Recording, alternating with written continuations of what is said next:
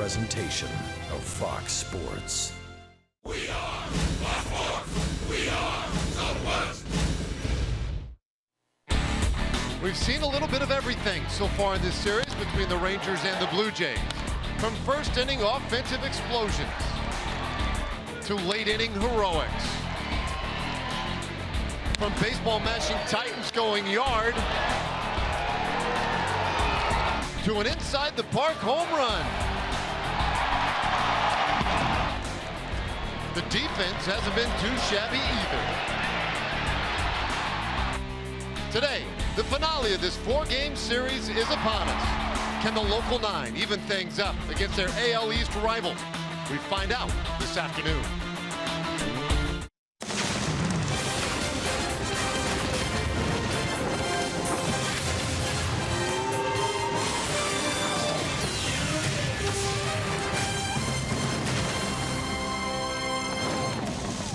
Welcome to Rangers Baseball presented by AT&T.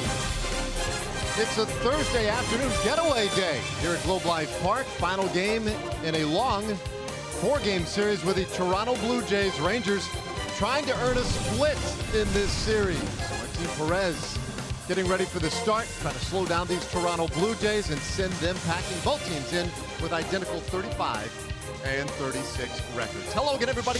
Welcome into Globe Life Park. Great to be with you. I'm Dave Raymond with Mr. Ranger Tom Grieve. And this homestand now stands at 3-3 for the Rangers. They want to split in this series, but maybe more importantly, Tom, they want to win on this homestand. Yeah, it would be nice, Dave. They're 3-3, and it's been a solid homestand. Could have been a little bit better.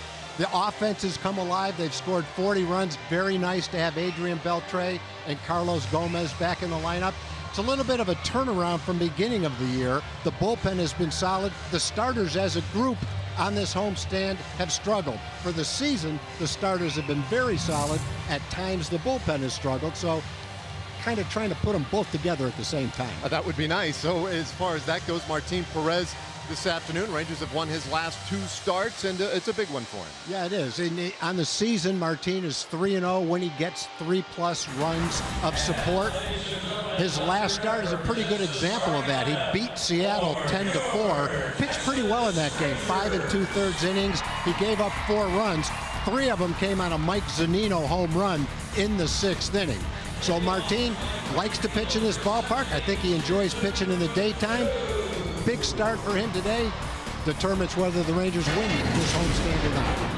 Marcus Stroman, on the other hand, has been almost unbeatable. In fact, he has been unbeatable on the road. 5-0 with a 2.95 ERA. He's a sinker ball pitcher, tied for first in the major leagues in ground ball double plays. Last 8 starts, he's 5-1 with a 2.55 ERA. And this guy's not big in stature, but he's big in heart. He's a bulldog on the mound, and he's tough to beat. And he is fun to watch. Admittedly, yes. He is a fun pitcher to watch.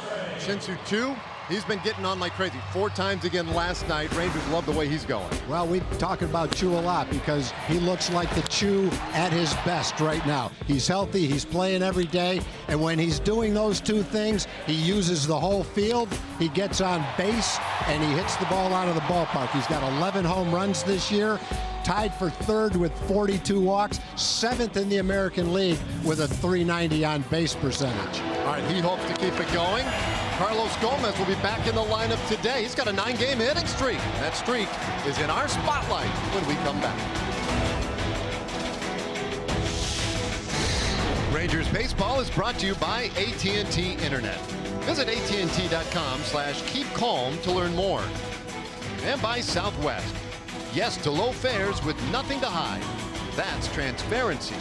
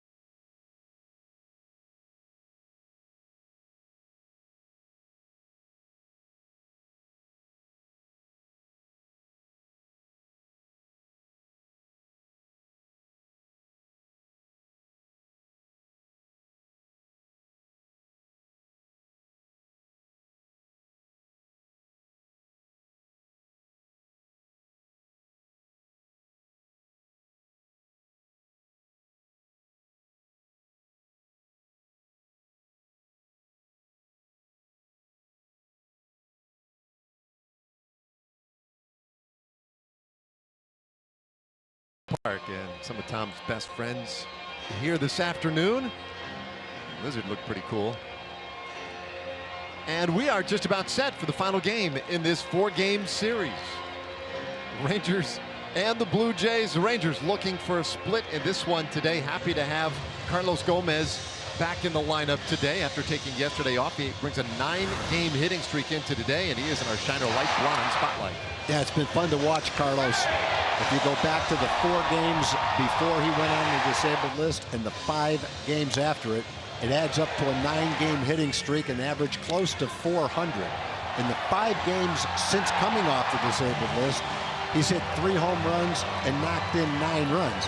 If you go back to a slow start, he hit 164 in his first 67 at-bats, 320 in close to 100 at-bats since that slow start. So he's picking up now where he left off last year, and he is a frontline all-star caliber player right now. And these rituals just keep getting more elaborate. You need about 15 minutes to watch these guys get ready to take the field. Napoli was somewhat nonplussed by that performance right there. It's okay. He was still thinking about him and Ruby. Hey, news today before the game. Jeremy Jeffress goes to the 10-day disabled list, a strained lower back muscle. And Preston Claiborne, his contract purchased today, and excited to be in the big leagues with the team he grew up loving. Claiborne here today, might see him out of the bullpen. Jeffress hoping to get that back healthy and get back quickly to this Rangers bullpen. Well, as we get set for this one, teams with identical 35 and 36 records. Let's take a look at the Toronto Blue Jays starting lineup. They're 5 games back of the Yankees in the American League East, and some similarities to the last couple of days. Jose Bautista back in that top spot. Russell Martin playing third base for the first time in the series. Morales, a late add as the DH. Josh Donaldson scratched about an hour ago. Luke Maile, another afternoon behind the plate today for the Blue Jays. He will bat 9th. Take a look at the arsenal for Martin Perez. Likes to throw his fastball 60% of the time. He's got a good changeup, throws that a lot 20% of the time. And then he'll mix in his curveball and slider, sometimes depending on which one seems to be working better for him. Tonight's Rangers defense is delivered by Texas Farm Bureau Insurance. Robinson Chirinos gets the start behind the plate. Jonathan Lucroy with a day off. With Adrian Beltre DH and Joey Gallows at third. Mike Napoli is over at first base. Elvis and Ruby up the middle. Carlos Gomez is in center field. Shin-Soo Choo plays right. Nomar Mazara moves over to left field. A little break for Beltre this afternoon. Will still participate and add that big bat to the lineup. But he'll take a little bit of a rest. That ankle that he jammed on the last homestand, he still continues to play through. Not exactly full strength, but putting up good numbers nonetheless. Great to have him in the lineup every day, although today a little bit of a rest as we get going. And Jose Bautista takes ball 1 from Martin Perez. Bautista, you see the 334 on base average. That is part of the reason why he's in that leadoff spot. Bouncer over to the left side. Gallo is one hopper. Dug out by Napoli, and that's the first out of the ball game. Yeah, nice range by Joey Gallo going to his left. Nice range and a long wingspan allows him to make the play. He turns around, has plenty of time. His ball sails just a little bit in the dirt, but that was a very nice pickup by Mike Napoli. Not one of the short hops that you just snare. You have to really watch that one and catch it because it bounced so far up in front of him. Well, nice play all the way around to retire Bautista, who walked last night leading off and ignited a 6-run inning for the Blue Jays. Not today, though. Yeah, already a much better start to this one. Russell Martin will start at third base for him. Saw him catch the first 2 games of the series, had yesterday off, and he's in a hole here 0-2. This is the 6th start for Martin at third base. The most starts he's had down at the hot corner since he set a career high with 8 starts at third, but that was a while ago, 2008. He's trying to find ways to keep his bat in there, and he lines this one out to left field, and it drops just in front of Mazzara. Martin hustles to second base, and he is in there with 1 out in the first inning. A tough play out there in left field. Is that one, I don't know, maybe had a little overspin or something, but was sinking quickly. That's one of those plays you have to make a decision on. Do I play back and catch it on a hop, knowing that you can hold the batter to a single, or do I choose to go after it and try and make the catch? One of those in between plays, kind of a hooking, sinking line drive, and Nomar couldn't quite get to it. It was the 10th Blue Jays double in this series. Martin out there at second for Justin Smoke, and he'll hit this one out toward right field. Chu coming on, makes the play, and there are 2 out. Now Smoke has murdered left-handed pitching, hitting .389 against lefties, but kind of played right into Martine's hand there. Martine was not going to throw him a first ball fastball, so he threw him a curveball, and Smoke lunged at it, hit the little soft fly ball to right field. I think Justin might be thinking maybe I was a little bit over anxious in that at bat, swung at a pitch I wasn't quite ready for on the first pitch.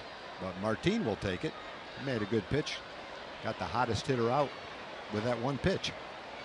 Yeah, with a man in scoring position, so that is a very big out. Any time in this series that they've been able to retire Smoke, it's been a big deal. And now Kendrys Morales, the DH, added to the lineup about an hour ago. Josh Donaldson was the DH batting third, but was scratched just a bit ago. Left knee soreness was the culprit, and it's now 1-1 on Morales. Back-to-back changeups to Morales. Got him to swing at that last one. After the first one, he probably said, okay, there's the changeup, here comes the fastball, but he was wrong. Let's see what he gets here. 1-1. A little tapper. Shortstop. Andrus with time. And that completes a very nice top of the first inning for Martin Perez. Just 9 pitches needed. And now, here come the Rangers.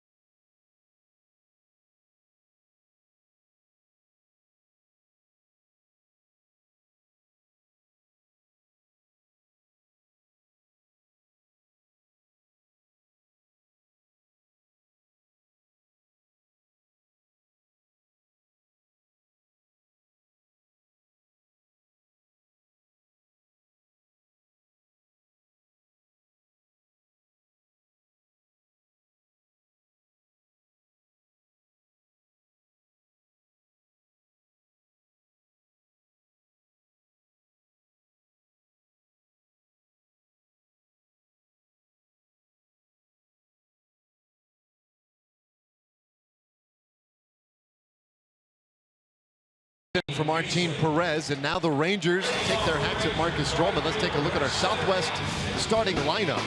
Chu up at the top, reached 4 times again last night.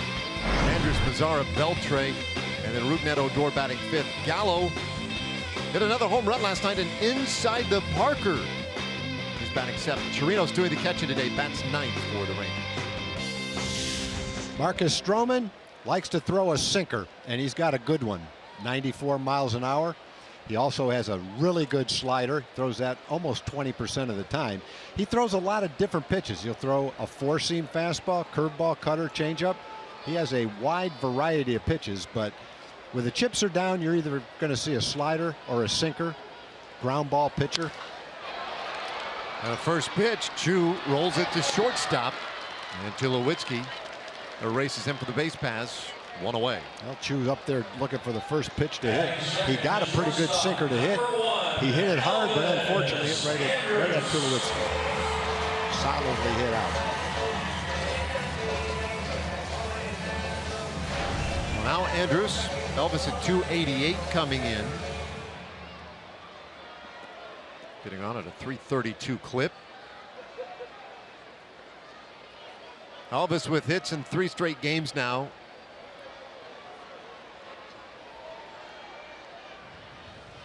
Was over 300 just a couple of days ago. About a week ago, was at 301.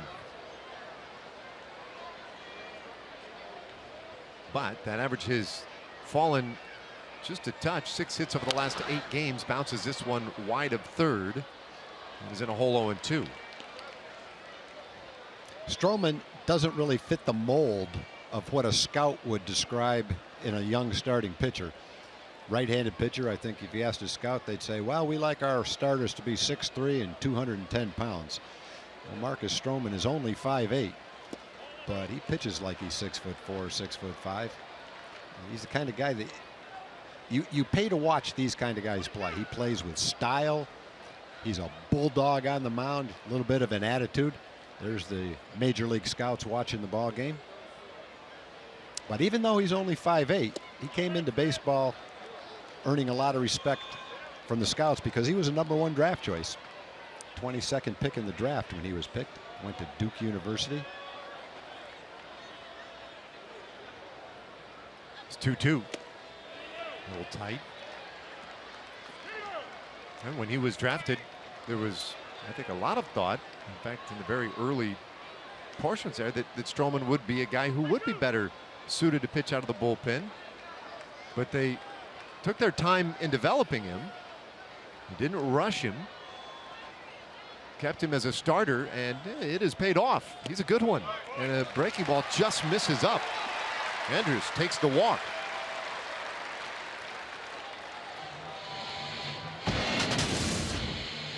Take a look at the Blue Jay defense.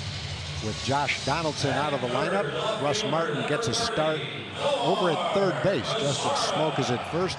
Darwin Barney with a 2-run homer last night, back in the lineup at second. Tulowitzki at short. Kevin Pillar had a day off, most of a day off yesterday. He's in center, Bautista in right. Dwight Smith Jr. gets the start in left field. Steve Pierce is out of the lineup. And Luke Mailey's behind the plate. So a base runner for the Rangers, Nomar Mazara, takes strike 1.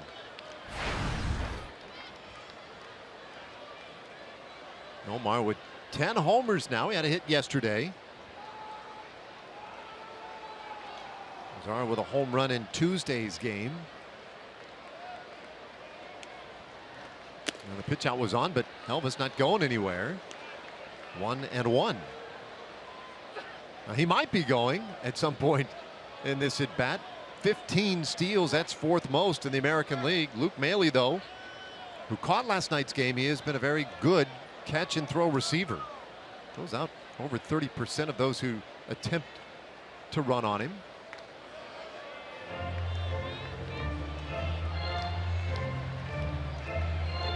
Blue Jays in that spot this year where their everyday catcher, Russell Martin, who has the start at third, has really struggled holding base runners.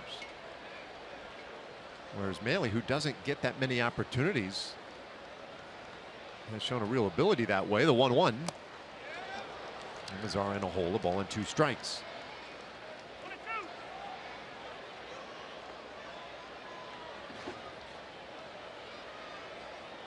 And you look at the leaderboard in the American League. DeShields second, not in the lineup today. Elvis Andrus 4th in the league in stolen bases.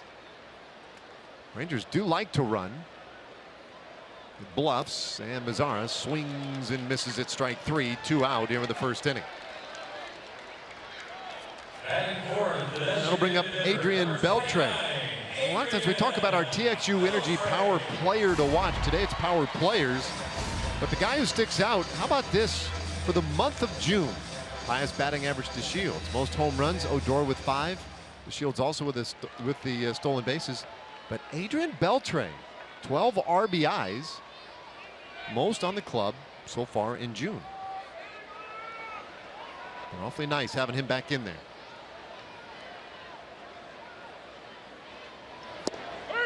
And he takes a strike from Stroman. I think I heard him say outside after that one. Boy, that's got a lot of mileage, hasn't it? Joe West saying that Adrian Beltre argues more than any other player. And virtually 100% of the people who know Adrian say that's preposterous. It cannot possibly be a serious comment. Yeah, and I think I just have to believe that Joe West was goofing a little bit, because what is it? It doesn't serve him to point somebody out and say, yeah, no, this is the guy who drives me nuts. There's no way he's going to do that. So he was just having a little fun. And, you know, it was pointed out that the last time Adrian said, that's outside, it was a pitch right down the middle. And he ended up laughing. Joe West was laughing, and so was the catcher. So, you know, it just doesn't seem like Joe West meant that seriously. And then Emily told us, I love that Emily chimed in when we were talking about this the other night and said, and she was behind Joe West. She's like, he does. He says outside every pitch. He'll be in the dugout, not even paying attention, and he'll just yell outside. So he's just having a little fun with the umpires. In a hole here, 1-2.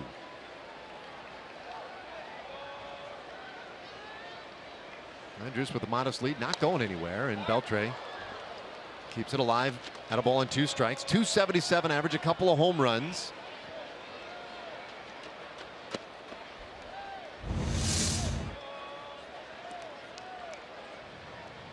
Nice catch.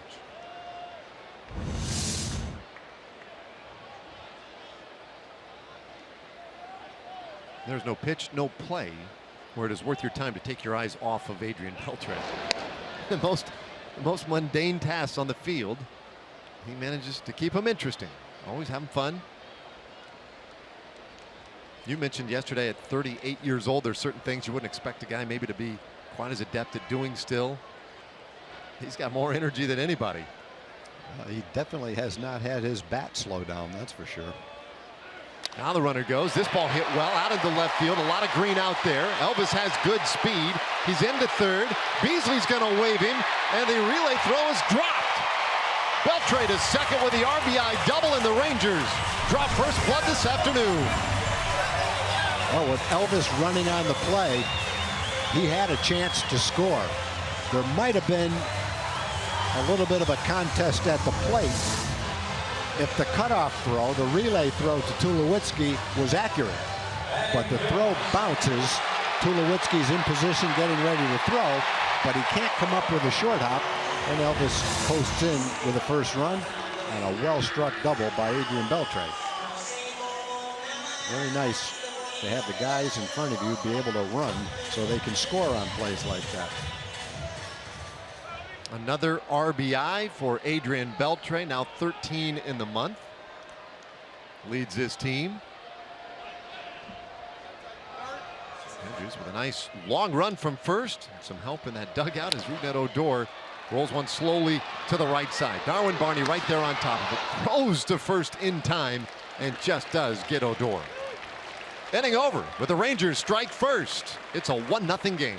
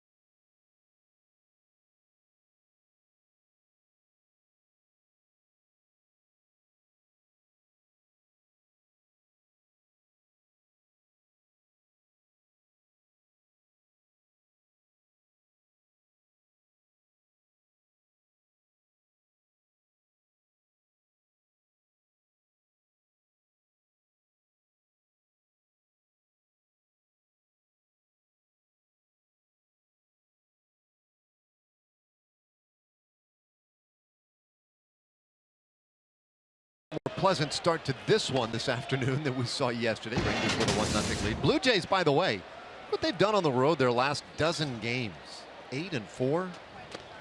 I don't know. One of the big numbers there is that opponent's batting average at .219. So they have pitched their way to some wins on the road. Say that, and then you see 19 home runs in those 12 games too. So they've sort of slugged their way there as well. They've kind of played themselves, as we've said all series long, back into postseason contention right now too. A lot of teams have. The other team that snuck up on everybody and is right there is Kansas City. They look like they were buried early in the season. They're playing some nice baseball now. Yeah, the American League now, because everybody is basically in the mix all of a sudden. You could argue just about anybody in the wild card race as Tulowitzki lines out to left field to start the second inning, one away.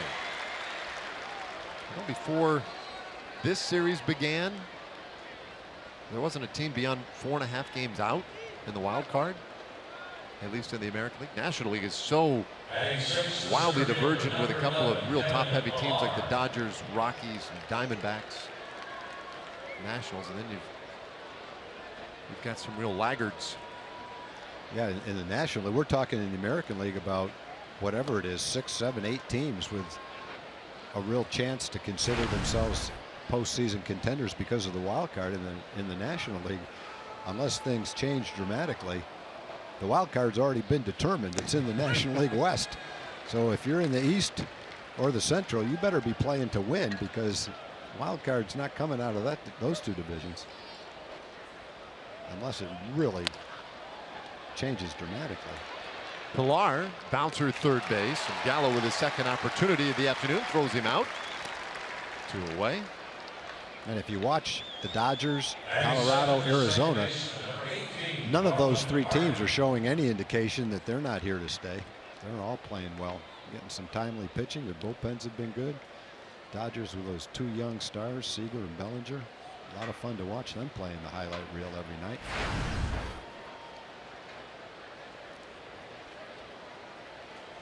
Well, Martin Perez had a very tight first inning in which he threw just 9 pitches.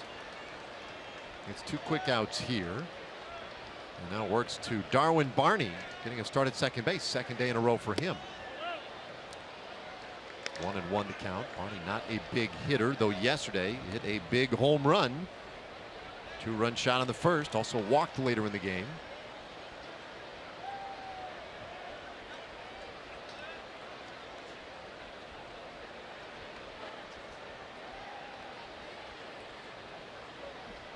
Chirinos gives the signs, and Perez dumps it low. It's 2-1. So when I look at those teams, Tom, I keep asking the same question, and I don't know that any of us really know. But in the National League, are those teams so great? Are they so good? Or is there just a decent amount of mediocrity in that league as well? Is a bouncing ball left side gets through for Barney. Well, I think when you go through 70 games and you see 3 teams play that well, the first inclination is to say, yeah, they're good teams.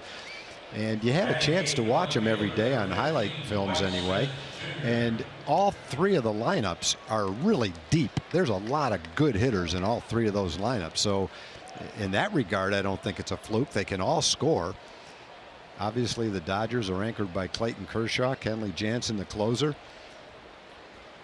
Colorado, maybe a question mark with their starters. There's several really young starters, and I think there's probably a question of what happens midway through August and into September when they get into territory innings wise that they haven't been in before. So that might be a question with them. Arizona, Robbie Ray has been pitching great like an all-star. Zach Greinke is back throwing the ball great. So they're anchored by 2 solid starters there. I guess if I had to look at those 3 teams and see what the biggest question mark is, for me it might be Colorado's starting pitching. But all 3 lineups, I wouldn't want to be a pitcher pitching against any of those lineups. They can hit. Dwight Smith Jr. takes the ball, the 1-1 the count. Yeah, those, especially in the National League West, boy, those lineups really are stout. Colorado, 7th in the National League in team earned run average. And 7th when you pitch half your games at home at Coors Field is like being second in the world. I mean, yeah, it's pretty solid. Yeah, they've been very, very good. 1-2 the count to Smith.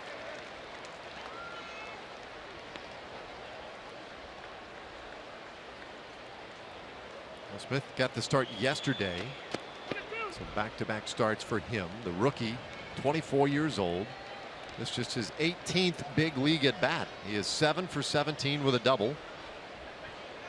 1 walk. Getting a little taste of big league baseball here in 2017.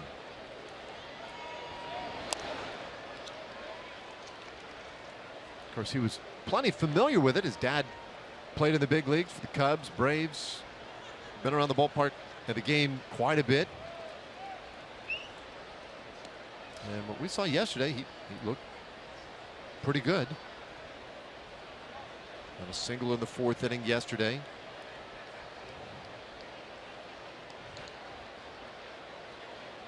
Move around pretty well in the outfield. Had to start in center last night, and he hits this one high in the air to center field. Gomez is there. He puts it away. So we've played 1.5. Rangers with a 1-0 lead, and Carlos Gomez with his 9-game hitting streak will lead things off.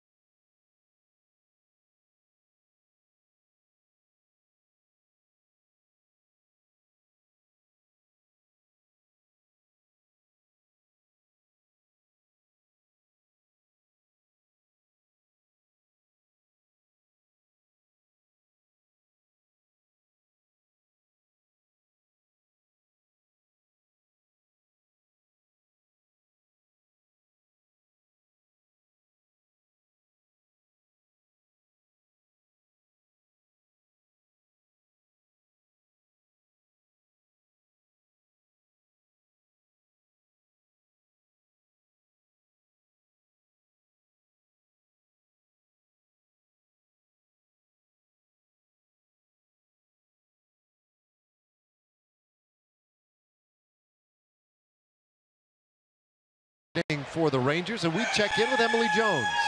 Yeah, Carlos Gomez came off of the disabled list with a vengeance, has had a hit in every game since his return at the beginning of this homestand. He said that was by design and exactly how he drew it up, because he did all the things to prepare himself to get right back in the groove he was in before he was injured. He said he stood in on live BP. He took pitches out in the bullpen. He was in the cages. Got a hit right here. Anything he could do to return to that form as quickly as possible. And right on cue, he delivers, guys. Yes, he does. 10 in a row now for Carlos Gomez. What's that rooster sound they're playing for him? It definitely pumps him up. Well, he's swinging the bat. And he was so instrumental in the Ranger offense when he came over to them. And he got off to a slow start this year. After 60-plus at-bats, he was hitting 160. Went on the disabled list. But even prior to that, he had gotten hot. And in his last almost 100 at-bats, he's hitting about 330. So he has turned it around. And, I mean, he's an all-around fun player to watch. And there's a lot of times you kind of stretch it when you talk about a 5-tool player. But not really a stretch with him. He's won a Gold Glove in the outfield. He's got one of the elite arms for an outfielder. Gallo lifts one high in the air to left field. Smith waiting and makes the catch, one away. He can still run and run really well. He can hit for average and for power. So when we talk about guys with 5 tools, he's definitely one of them. Not an exaggeration with him. And he's fun to watch play here. He loves to be here. He loves to play here. And he's always played that way. Sometimes opponents or visiting fans might not appreciate his style on the field. But the only thing you can ever say about Carlos Gomez is he loves to play and he loves to show his emotion. And I don't know how you can fault someone for that. No, when things are really going well for him, boy, he is electric. What he does on both sides of the ball. It's a pitch to Napoli in there for a strike. And when he's feeling it, he'll let you know. Like today, walk in the clubhouse, he turned, he looked at the lineup card, he stood there and he stared, got a big smile on his face. And he says, I have a feeling I'm going yard today. I said, why is that?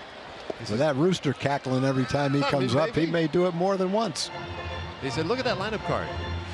I see a little crown rising above my name. I have no idea what that means. And I said, I'm going yard today. And then he flexed and left. It's the best.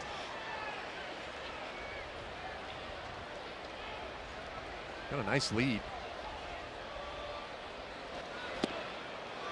He went to the top of my list after a game last year in Houston, I think it was. My son had sent me a video of one of my grandsons doing a bat flip in practice, trying to imitate him because he likes the way he does that. And I showed it to him, and he let me do a little video of him talking to my grandson with enthusiasm and a smile on his face, said his name and everything. And I sent that to him, and he's watched that every day for about a year, I think. What was he explaining, the proper way to bat flip? No, he said he gave it the Domingo Ayala talk. I forget what the phrase is Domingo uses for the home run. Anyway. They pop the chain? People might not know who Domingo Ayala is. If you want to know who Domingo Ayala is, just Google him and watch some of his videos, and you'll find out immediately. He's a unique baseball instructor. Let's put it that way. Now give yourself time, though. If you're going to sit down and do this, carve out a little time, because you're going down the spider hole. It's like a potato chip. You can't, you can't eat just one. You can't just watch one of his 2-minute videos. When you see him teaching you how to turn the double play, you need to see more. Gomez with 5 steals in 7 tries. Not going. And Napoli sends this one the other way to right. Bautista going back, looks up, it's gone!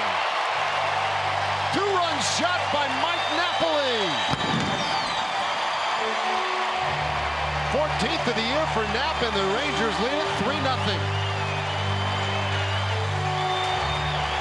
Well, we talk about getting Adrian back in the lineup, getting Carlos back in the lineup. Nap missed some time as well.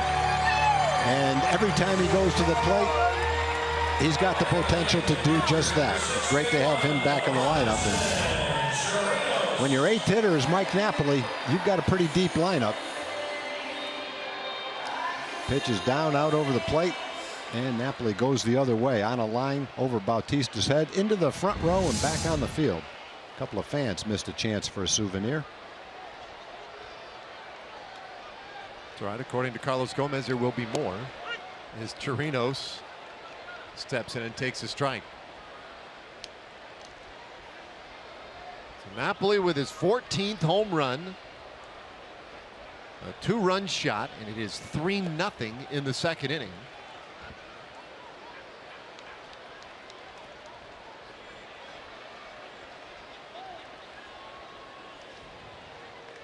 This Rangers offense has done a lot in these first couple of months to cover up some holes at times.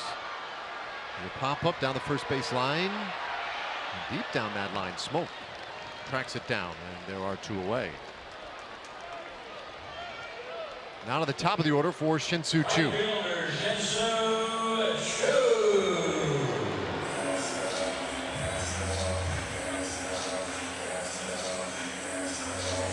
Well, Choo just keeps getting on base. yesterday. 4 more times for him. And the leadoff spot this year, hitting .457. Only Cameron Maben has gone for a higher average this year as a leadoff man. 2 takes a strike. But the amazing thing is, whether it's the batting average, the power, whatever the case, Choo just keeps finding ways to get on. Yesterday, a bunt, a walk, hit a home run. He's reached safely now in 26 of his last 52 plate appearances.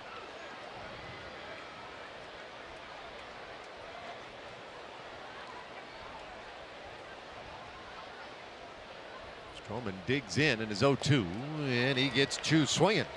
So a strikeout ends the inning, but Mike Napoli adds to the Rangers' lead.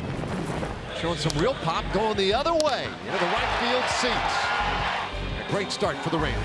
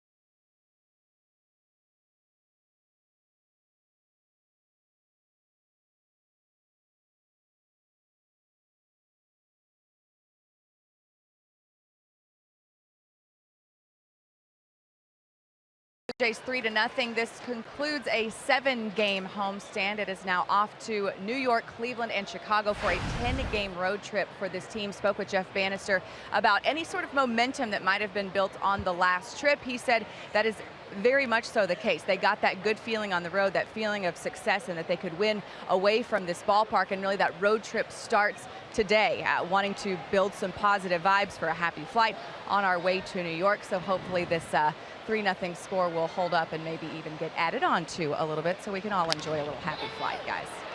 Indeed, as Luke Maile hits one off the end of the bat right down to Napoli at first base, and there is quickly one away here in the third. Now to the top of the order, and guess who? All you got to do is listen to the fans. Don't even have to say who's up to bat.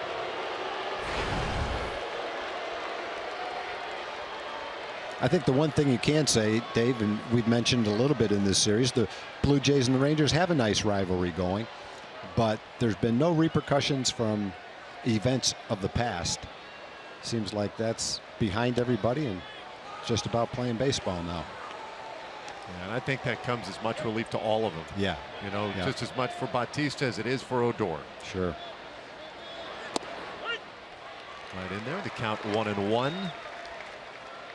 How about this? Bautista in the lineup as a leadoff man today against Martin Perez. He has the lowest average in baseball against left-handed pitching, and not even close. How do you figure that? Check that. That's American League only, but still, I mean, a 107 average, next closest 155. And to your point, there is no way to figure that. Big, strong right-handed hitter. Well, Bautista's 8 for 66 in June. That's about a 120 average. Well, 9 for 67 now. That one gets down, goes to the fence. And Bautista, well, an easy one-out double here in the third inning.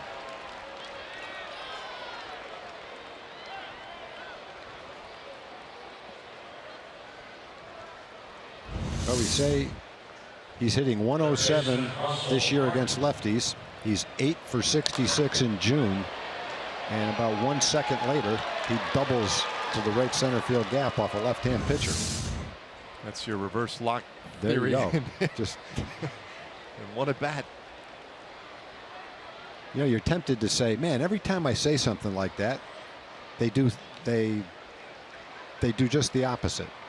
But the thing is, if you say 1,000 things, 900 and whatever amount of times, this doesn't happen. So when it does happen, it stands out. In other words, he's hitting 100 against lefties, 100 in June, bang, he hit a double. See, if you kept your mouth shut, he wouldn't hit that double. Well, you know, most of the time that doesn't happen.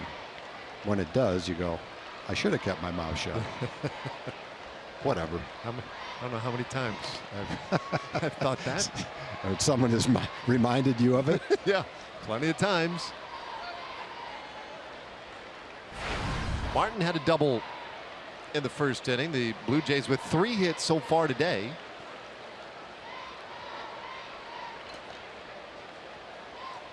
And Perez bounces that one up there. You look at their lineup today. The Blue Jays with all right-handed hitters and 2 switch hitters who will bat from the right side against Martin Perez. And I've thrown this out there before. Met with lukewarm reception pretty much every time. But I do feel like, Tom, sometimes I get that you want to load your lineup against an offhand pitcher as much as possible. Give yourself that lefty-righty advantage whenever you can. But sometimes I wonder if you go exclusively right-handed against a left-handed pitcher, if you allow him to maybe get into a little bit of a comfort zone when he doesn't have to change that look, doesn't have to worry about a guy arm side, whatever the case, that he can figure out a way to hit a certain spot against, let's say, right-handed hitters and just get into a groove that way. Perez today has done nicely through the first 2 1/3. Yeah, that might be true. In the case of John Gibbons in their lineup, they don't really have a lot of alternatives as far as strictly left-hand hitters go. Well, yeah, 2 of their big power hitters, Morales and Smoke, are both switch hitters. But after that, all you have is Goins. Goins and Smith, right? Oh, you're right, Smith.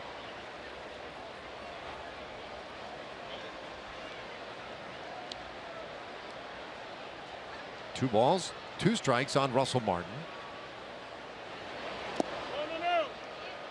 And it's a full count.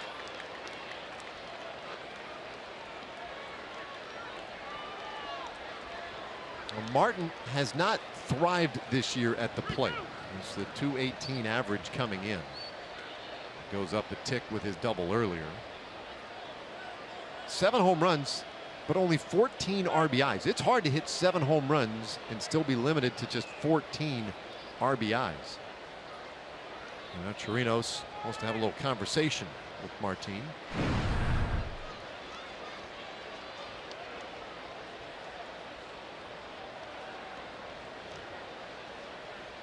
Russell Martin, though, a guy who has in past years been a very productive power hitter. 20 home runs last season for the Blue Jays, off a 23 homer season in 2015. Put up a little better power numbers in the American League than he did as a longtime National Leaguer. Came up with the Dodgers in '06. Had a couple of years with the Pirates.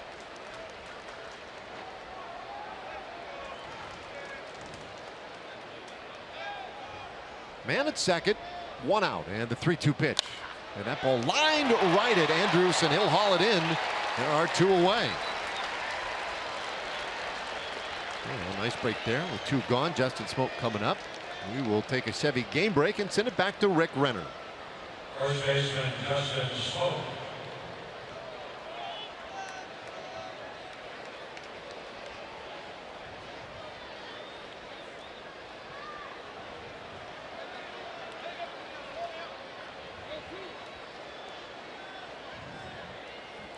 I think he took the second most time this year circling the bases. I can't remember what it was, 32 seconds. And what Cespedes was doing, I think he was talking to him during the game and saying, you know, you might want to speed it up around the bases because that just rubs some people the wrong way. Yeah, there were some comments after the game last night too. Clearly some exception taken to his style of play. And added to it today, 2 outs. And Smoke takes a strike. The count 0-2. Smoke flying out to right field in the first inning. And right now, this is the name you circle on the scorecard when you're playing the Toronto Blue Jays. Yesterday, a double and a single, scored twice. Doubled in a huge run Tuesday, scored a run. He's been very busy in this series, and he is by far been the most consistent offensive threat for Toronto this season. Runner goes from second, the throw down to third base, way ahead of him, and they gun down Bautista. Thank you very much. Wow. Trying to steal third with 2 out. And your best hitter at the plate. Oops. We go to the bottom of the third.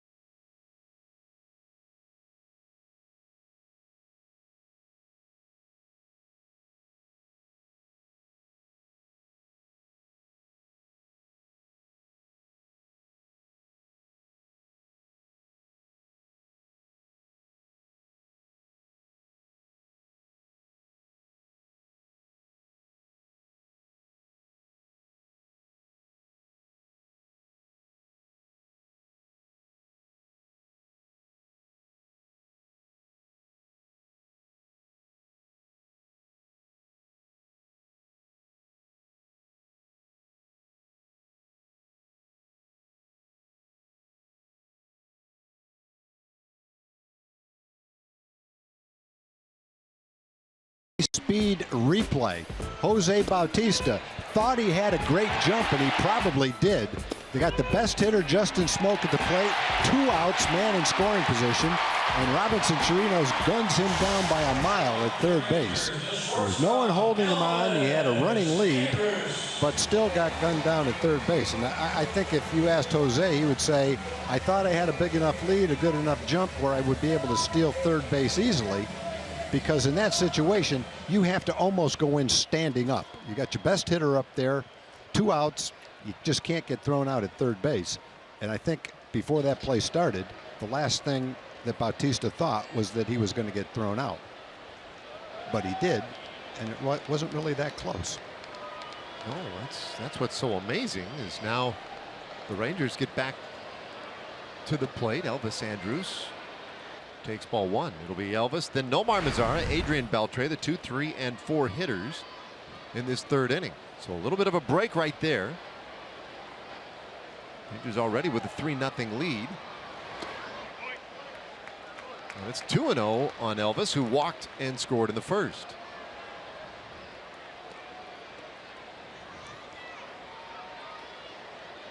Marcus Stroman has allowed 3 hits, the biggest, the home run by Mike Napoli.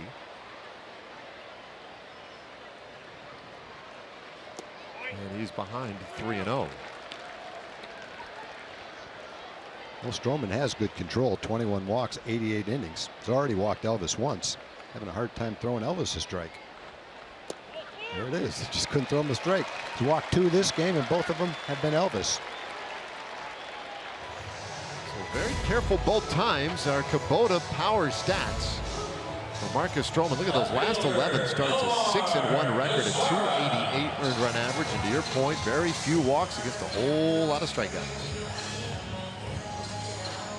He's a good one. You talked earlier about how he was a first-round draft pick out of Duke. The first to be taken that high out of Duke University. He led college baseball with strikeouts. 138 that year. And though he is not big in stature, 5'8", Stroman can absolutely overpower guys and certainly fool them in it. And he'll throw everything up there but the glove. I mean, his repertoire is rather deep. It's Yu Darvish-esque.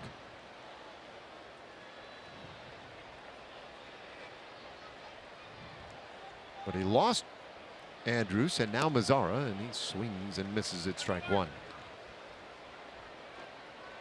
Yeah, one of the better games he's pitched was the championship game of the WBC against Puerto Rico. A little talking going on between the teams in that game, and he was pumped up for that game, boy. Huge lead for Andrus, but not going. And there's a strike to Mazzara. 0-2. In 2015, Stroman tore his ACL in spring training and got back before the season was over and managed to win his 4 starts, go 4-0 with a 1.67 ERA. Gives you a little bit idea of his work ethic too. Runner goes, pitch down to the dirt. No throw offered. Andrus with his 16th stolen base.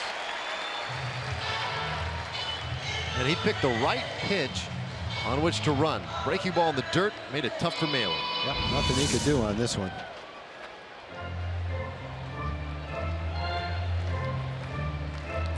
Even with Nomar ducking to give him a shot to throw it, based on where he caught it and what he would have to do to throw it, he wasn't able to do it. Man on second, nobody out, middle of the lineup up there. Great opportunity to add to the lead.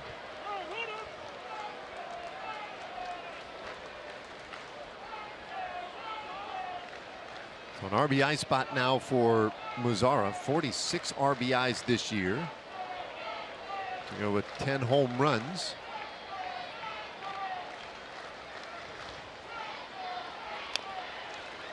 Keeps the count 1-2.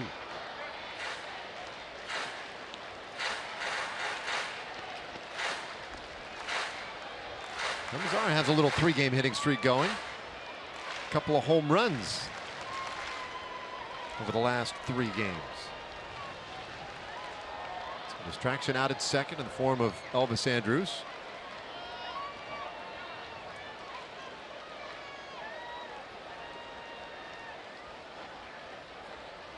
Stroman's 1-2. Bounces again. Stroman had to leave a game early at New York. It was Yankee Stadium, and he could only go 3 innings in that game. He left with right arm tightness. So a little bit of a scare for the Blue Jays in that one. Did not pitch well. Gave up 5 runs on 6 hits in those 3 innings. A game the Yankees would win 8-6. 5 days later, though, made his next start with 6 shutout against Cleveland. And in fact, won 6 in a row. I mean, he just got locked in on his 2-2. It's a full count. He was trying to get Nomar to chase the pitch he swung at in the first inning. Hard breaking ball down and in, but Nomar's seen it a little bit. Whether it's a curveball or a slider, he's seen it both. He's been able to take the last couple.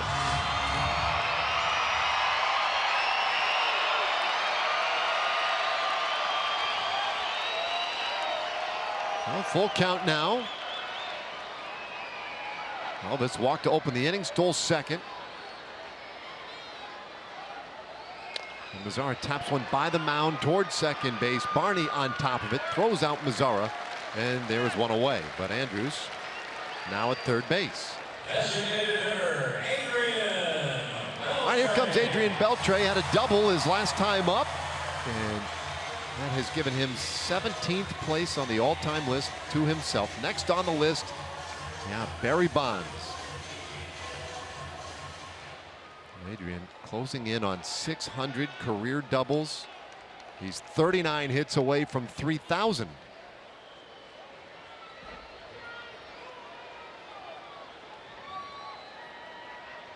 So with each day a milestone watch, and typically a milestone that drops. He fouls one back to start this at bat.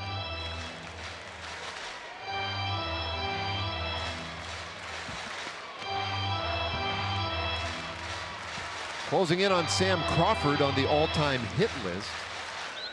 Wahoo Sam Crawford from Wahoo, Nebraska. 2,963 hits for Crawford in his career. 1-1 the count.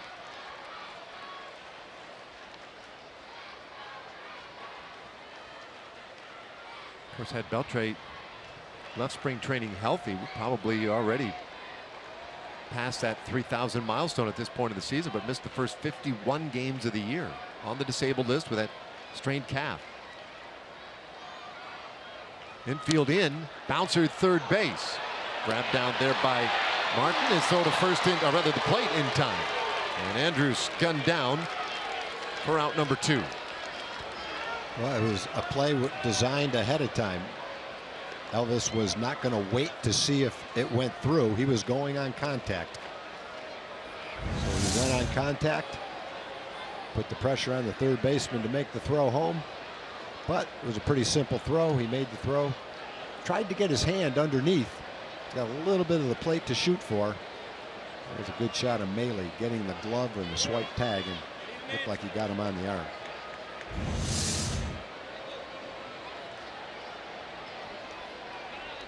If Bannister had asked plate umpire Greg Gibson to just give it a couple of seconds, let him take a look upstairs, but they will not challenge it. Well, Beltre is on, 2 out. That brings up Rougned Odor.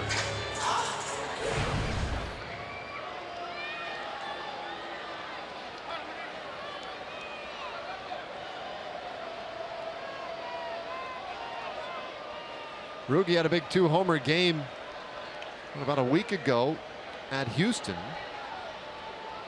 which is 5 for 28 since then.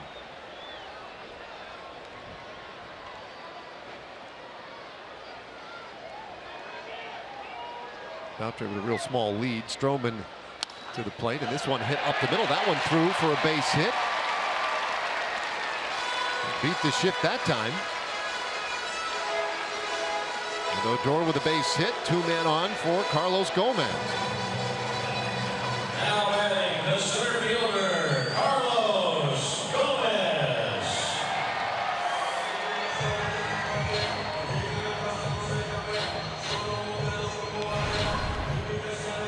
Carlos said he was going to homer today. A bold prediction. Already has 3 home runs on this homestand, though. Hit one sharply in the second inning for a hit.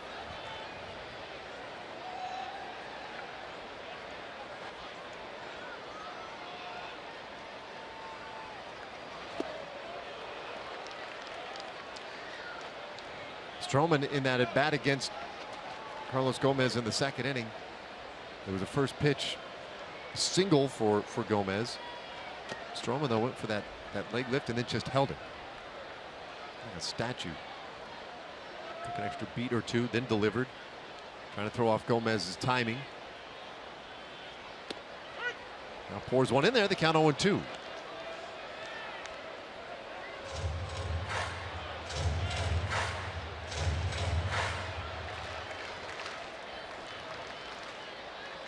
Beltre at second base. Odor is at first.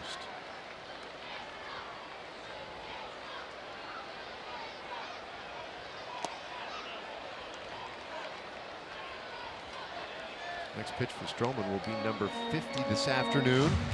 Working in this 3rd inning. First time he's ever pitched in this ballpark.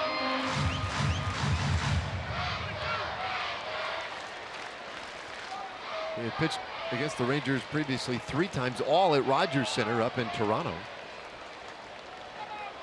2 of his 3 starts against them in the postseason, and that one way high. It's 2-2.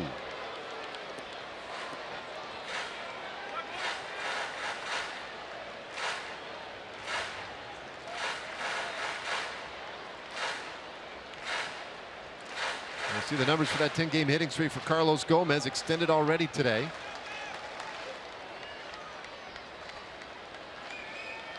Against one of the better starters in the American League. Breaking ball, and that one is hit well down the left field line toward the foul pole, and it is gone! He called his shot this morning, and son of a gun if he didn't deliver. A 3-run blast for Carlos Gomez. Truly, Grandes Liga. Boy, what a difference maker he's been since he's come back in the lineup. 5-6 games since coming off the disabled list. He's hit 4 home runs and knocked in 12 runs. He is feeling it right now. Looked bad on that first breaking ball in the count. Took another one. Stroman tried a 2-2 breaking ball, but it ended up off the side of the foul pole. Are you kidding me? Oh man. 3-run shot for Carlos Gomez. 6-0 Rangers. And now Joey Gallo. And he tried to hold off but did not. Greg Gibson said he went around. That's a strike.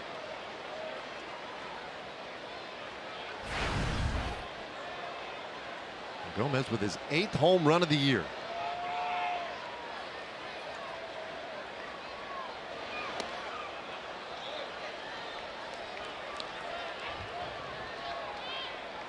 Be a lot of free chicken consumed tomorrow too around town.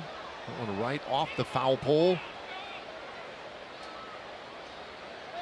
A run in the first, 2 in the second, now 3 in the third for the Rangers. Gallo strikes out on 3 pitches. Inning is done. To take a bow, Carlos Gomez.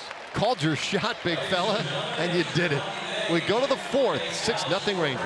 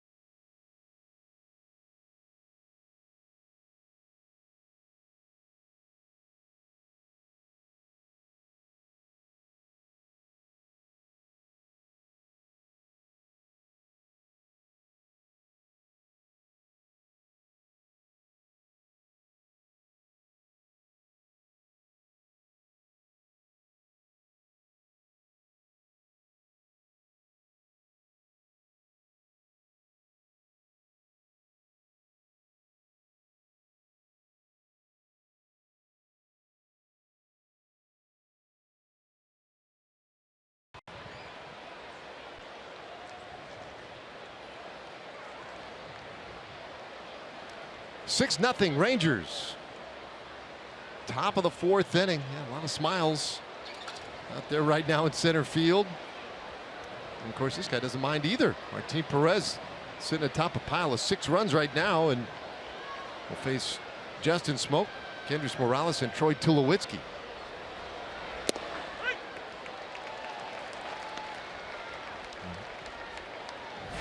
Doing battle with Smoke last inning when Bautista was thrown out trying to steal third base for the final out of the inning. A fresh count for Smoke. And he bounces this one up the middle just beyond Elvis Andrus. Smoke with a base hit. Here's our Jimmy John's delivery of the game.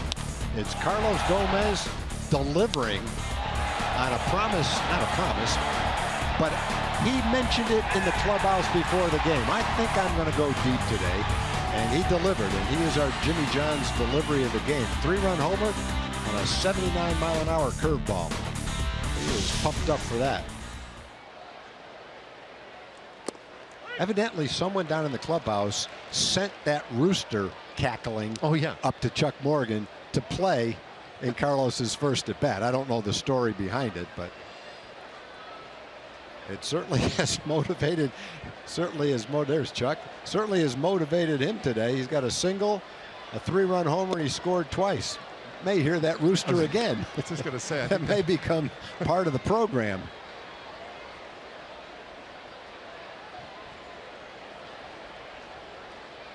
Well, it results in Carlos feeding everybody chicken with the home run off the foul pole. Smoke at first.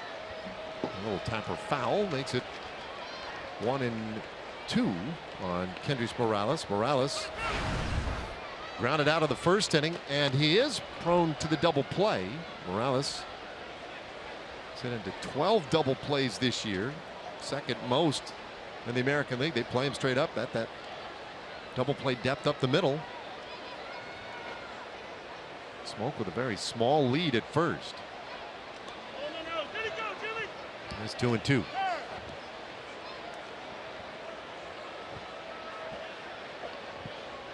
Now Martin Perez threw 9 pitches in the first, 15 pitches in each of the second and third innings, so he has been pretty efficient. Very good at getting ground balls, but has not yet gotten that double play grounder this afternoon. Perhaps this is his man. Smoke with a small lead. And a swing and a miss. Morales, the first down of the 4th inning. That's the first strikeout today for Martin Perez. Morales to chase a changeup. That seems to be the game plan against Morales. First time up, they threw him 3 changeups. Swung and missed at one of them. Maybe 2 of them. Definitely one of them, and then grounded out to shortstop on the 3rd one.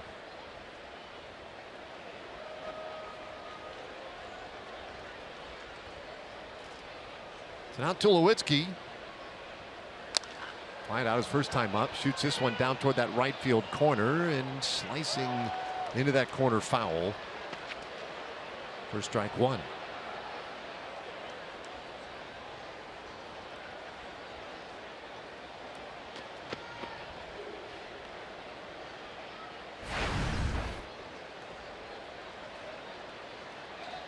Tulowitzki, which is 2 home runs this year, 15 RBIs. Had to deal with some injuries. Not long ago, Tulowitzki, about as feared a power hitting shortstop as there was in the game. Oh, those many years in Colorado from 06 through 2015 when he was traded to Toronto at the deadline. Several years at 30+ home runs with the Rockies, and he takes a strike to count 0-2.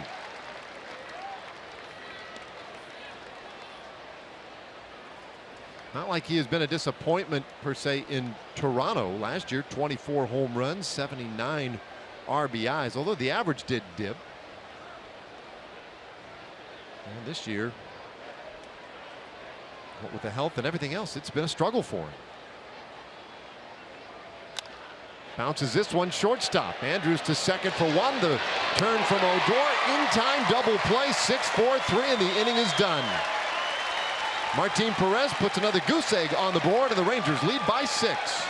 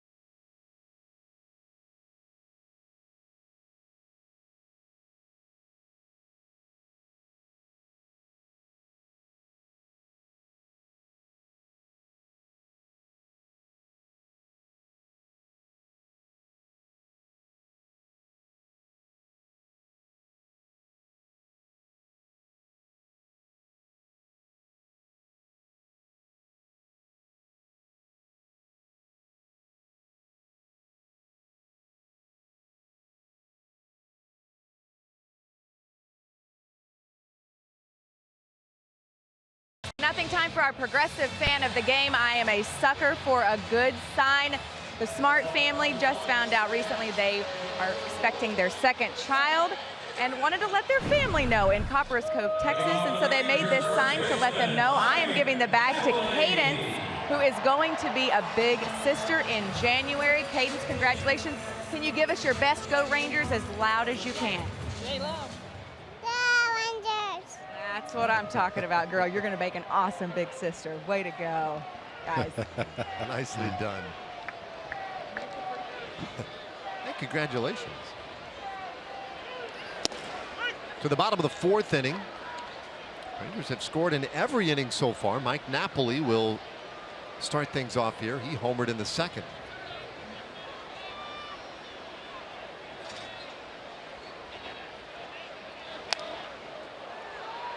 Going back to the 2nd inning, this is what it looked like. Well, it was a sinker down, 93 miles an hour. Knapp goes the other way with it, 384 feet. A couple of disappointed fans had a chance for a souvenir. 2-strike pitch. And that is strike 3 called. So Napoli down looking, 1 away in the 4th inning. And that is the 4th strikeout today from Marcus Stroman. For Stroman, he had allowed 3 or fewer earned runs in his last 4 starts. For that matter, in 11 of his 14 starts this year, he had given up 3 or fewer earned runs, but not today. Tough afternoon for him. He's given up 6 runs on 5 hits. That's a season high against Stroman. And he starts Chirinos with strike 1.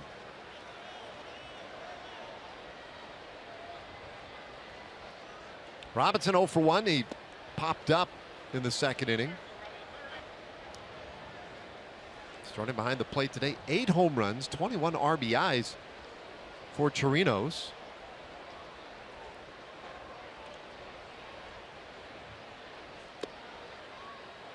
Although he has not played a ton, he's been so productive.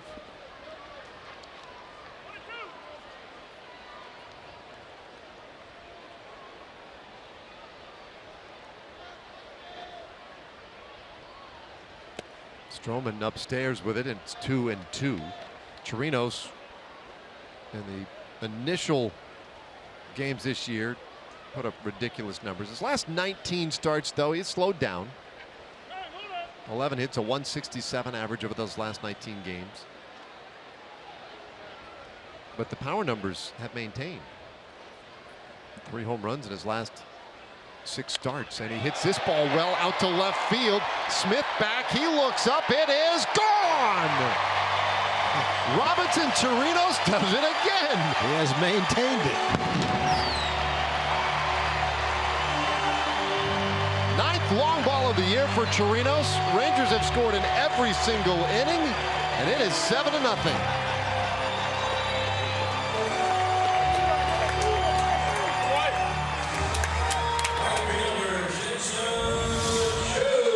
Let's see what he hits. Looked like a hanging breaking ball, maybe a slider, 84 miles an hour. Boy, that's right in the hitting zone without much on it, without much movement.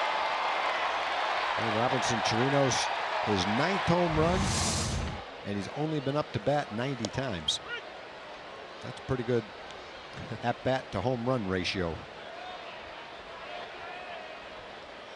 Pretty impressive.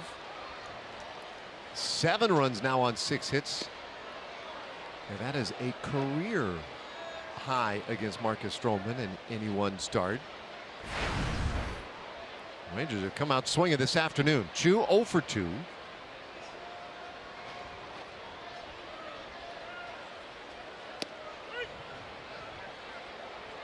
It's a ball and 2 strikes, and already activity in that Toronto bullpen. We talked about it a lot the last 3 days. We've seen a lot of their bullpen. Everybody has, but their bullpen has been very good. This one shanked over to the left side, out of play, and it stays 1-2.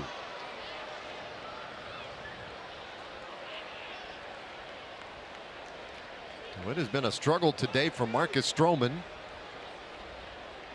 He's allowed 3 home runs.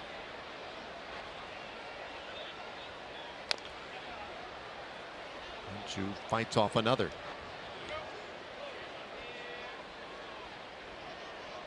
Whereas the right-hander has had a success today against the left-handed hitters. Chu 0 for 2, Mazara 0 for 2, Gallo 0 for 2. Everybody else hitting bombs, circling the bases. This one in the dirt. Did he go? No. It's 2-2.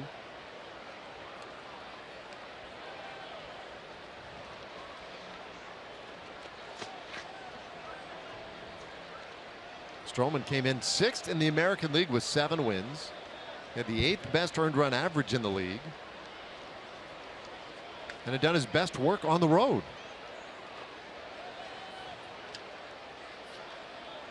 Here's his 2-2. And it's off the plate. Chu battling with him here, trying to earn his way on. Chu, 42 walks. That's 3rd most in the American League.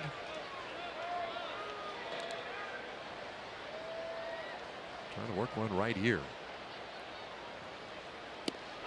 And he takes strike 3.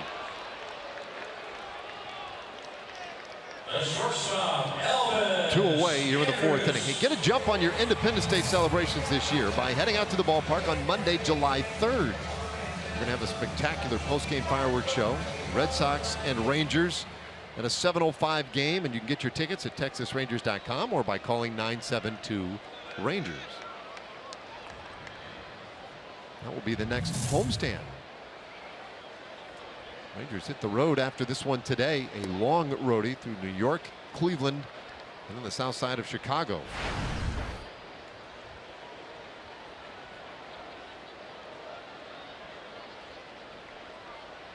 A 2 away. Andrews takes a ball. Walked on 4 straight pitches his last time. And now a strike. It's 1-1.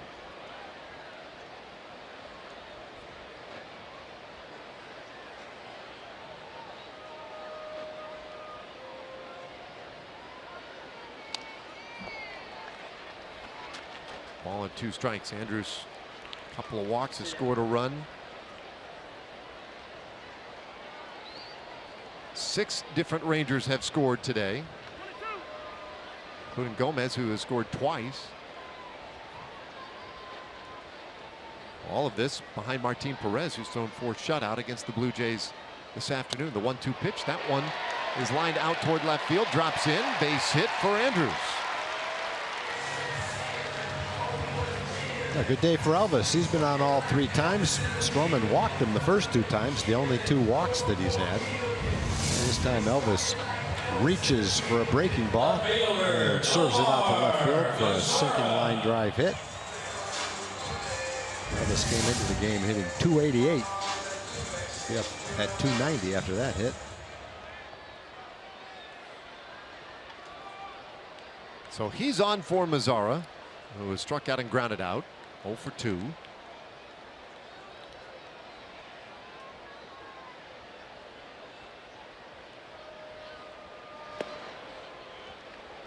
He's had some pretty good rips up there against Stroman today, but hasn't really connected yet. Yesterday was the first day of summer. Today, temperature drop. Game time, we were at 83 degrees, a little overcast. The ball's been jumping for the Rangers. 3 home runs. Runner goes, pitches a strike on the outside corner, throw down to second, not in time. Andrews with another stolen base, his 2nd of the day and his 17th of the year.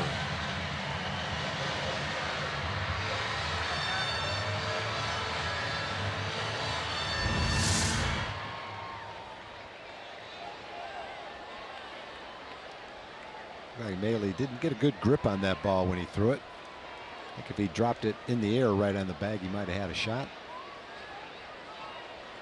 But that was a tough one to handle from the infielder.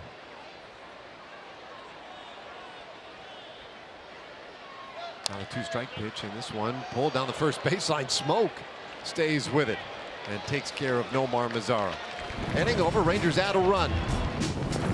I don't play every day, but when I do, I hit home runs. Robinson Chirinos, most interesting Ranger in the world.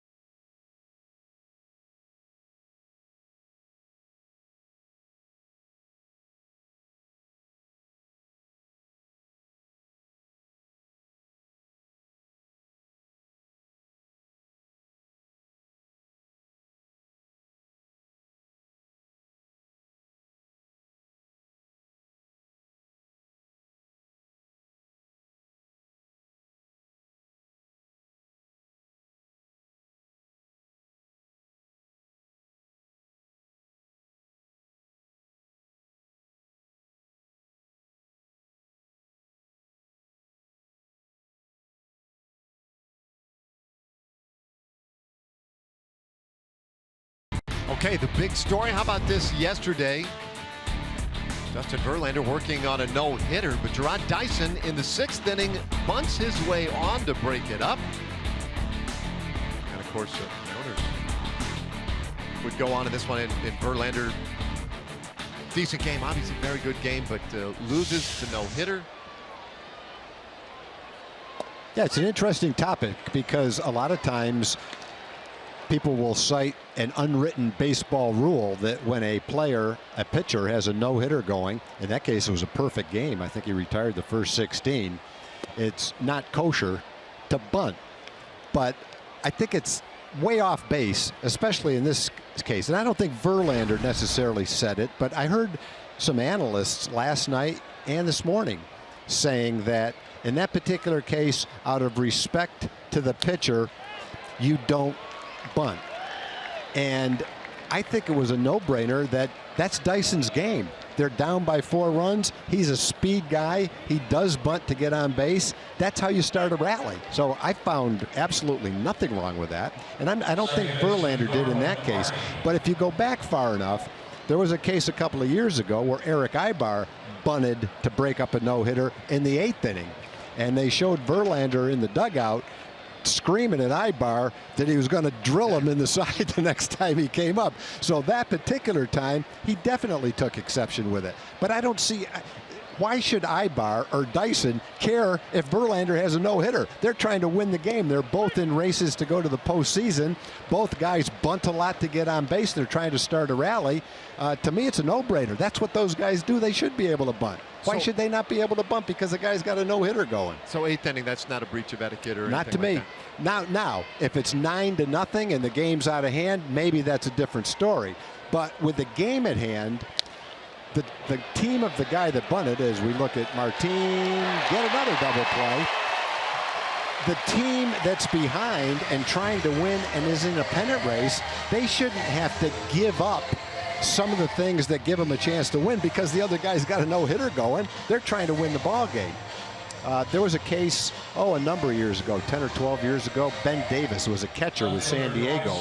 Kurt Schilling had a no-hitter in the 8th inning, and Ben Davis bunted, and everybody went crazy. It was a 2-0 game. Catcher can't bunt in that situation. What's a 2-0 game? He's trying to get on base to get a rally going. Why should he not be able to bunt because the other guy has a no-hitter? Just doesn't make any sense. And even Schilling later on said, maybe on reflection, it was a close enough game to where you really can't say anything about that. So I always side with the guy that's bunting, especially if it's part of that guy's game. The game is still close. The team's in a pennant race. I don't see why the pitcher gains the right to have the hitter give up part of the thing that makes him a big league player. Just doesn't make any sense. Well, and that's where I was going to go with the point about a catcher or let's say a power hitting outfielder, whatever the case, laying down a bunt late in the game. Maybe that's a little bit different story. Because he's starting to go into a space that really he doesn't dabble in normally. Exactly. You know, if Nelly Cruz comes up in the 7th inning and it's 4-0 and he lays down a bunt, you know, I think you could make an argument that may go against an unwritten rule because Nelly Cruz doesn't bunt. And if there wasn't a no-hitter, would he have bunted in that situation? Well, throughout the course of the season, he didn't. Why did you pick right now? Because it was a no-hitter? Maybe that's a breach of baseball etiquette. But if it's a speed guy who bunts all season long, trying to get a rally going for a team that's behind in a close game and still has aspirations of going to the postseason, to me that's totally off base to hold him accountable for any breach of baseball etiquette when he's just doing what he does to try to help his team win a ball game. So have you ever had that when you were playing? Did that ever come up in conversation where in a clubhouse guys had strong feelings one side or rather both sides and would argue about it? I don't remember it necessarily as a player, but you know, I was watching last night and Mark DeRosa, who I love and respect, felt like it was a little bit of a breach of etiquette because it disrespects the pitcher who had the no-hitter going. And I would just disagree with that. Maile drives one out to right field. That's a base hit. Smith got a good start. He's rounding third, comes to the plate. The throw is late, and the Blue Jays are on the board. Luke Maile with an RBI double. It's the Blue Jays' first run across the plate. It's a 7-1 game.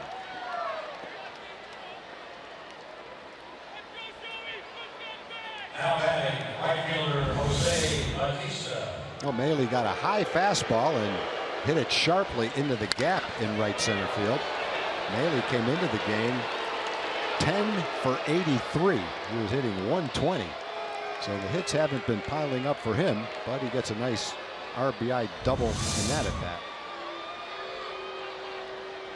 And the lineup turns over. Jose Bautista comes to the plate, 1 for 2.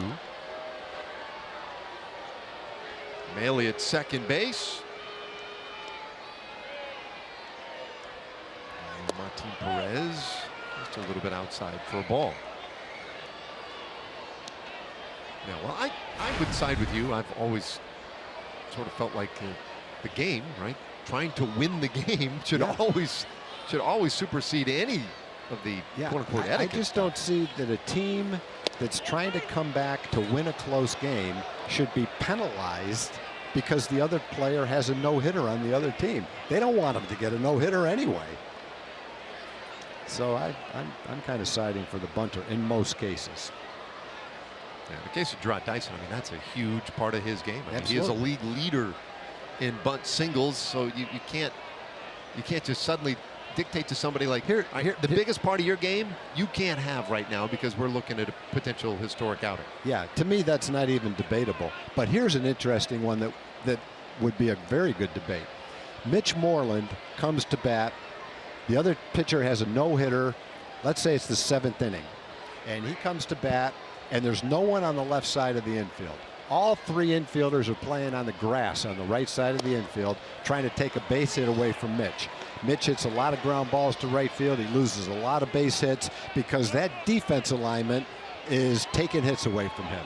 All right, because they've got that alignment, should he be able to bunt? They're trying to take a hit away from him. The other pitcher has a no-hitter. To me, if you want to put that shift on, one of the risks is your pitcher's got a no-hitter. You risk letting that guy get a bunt hit. I'd be on Mitch's side, but there'd be a lot of people that would say, no, you're a big power hitter. You don't bunt. You can't do that out of respect to the no-hitter that the guy's got going. I just don't see. I think the respect that the other team has to give to the pitcher throwing a no-hitter is way, way overrated. I don't think you get respect in that case. If anything, you don't want Mitch to bunt. Play him around. Take the bunt away from him. Give him a better chance to swing the bat and get a base hit. Yeah, no, I agree. I agree. And again, I don't even think that one is score dependent. I mean, even if it's a 6-0 game. In fact, as the margin gets greater in those games, the more need for a base runner. The more desperate the need for a runner in any capacity you can get him. So absolutely, to me, a bunt is in order. Mm-hmm. And I think the other thing you said too, which is why where's my interest in him getting a no-hitter or a perfect game? I don't if care. anything, I want to breach all the etiquette I possibly can. I don't care if he gets a no-hitter. I don't want my team to be part of someone else's no-hitter. This one out toward center field, drops in, base hit, round third base, and coming in to score is Maley. And Russell Martin makes it a 7-2 ball game. So, inning continuing. All of a sudden, a little bit of trouble here for Martin Perez. That's a sinker down and away, and Martin did a good job of not trying to pull it, rolling over on it. And he lines it a little bit to the right of second base for a solid base hit.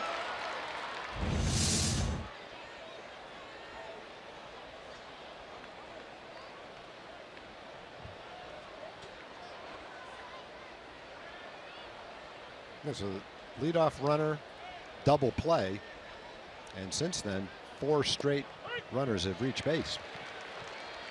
Yeah, strange how quickly it seems to have turned here for Martin Perez. A hit batter, a double, a walk, and then an RBI single. 7-2. Smoked, very dangerous hitter. 1 for 2 today. Yeah, it's kind of an interesting way this inning is unfolded. The double play erases the base runner, nobody on and 2 outs, and you've got the only left-handed hitter in the lineup coming up, young player. 2 outs, nobody on, and the hit batter is kind of fueled a rally.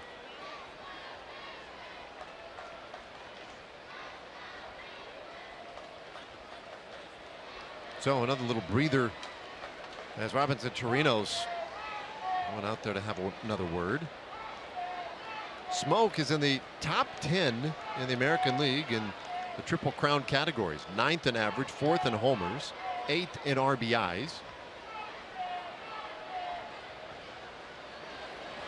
And watches one off the plate. It is 2-1. You know, the other thing about the unwritten rules, because they're unwritten, they can be interpreted in a lot of different ways. And there's so many different ways that bright baseball people look at things entirely differently. And some depends whether you're a pitcher, I guess, or whether you're a hitter. But still, in a couple of the discussions I saw last night and this morning, there were 2 hitters talking about that. Both of them looked at it in different ways. Yeah, I'm a little surprised, primarily because it was a 6th inning, that there was as much conversation as there was about it. To me, that's way too early in the game. There's another walk, this time to Smoke, loads him up. Martin Perez trying to find a way to contain this thing all of a sudden. It's just an unlikely time to see a rally. 8th place hitter, left-hand hitter, young player coming up with 2 outs and nobody on. And then you got the 9th place hitter coming up who's hitting 120. And all of a sudden, you're in a little bit of a nervous situation. It's kind of like the Rangers last night coming back against the Blue Jays. They were down 7-0, and they came back and made it interesting. And base hit here, and all of a sudden it gets very interesting.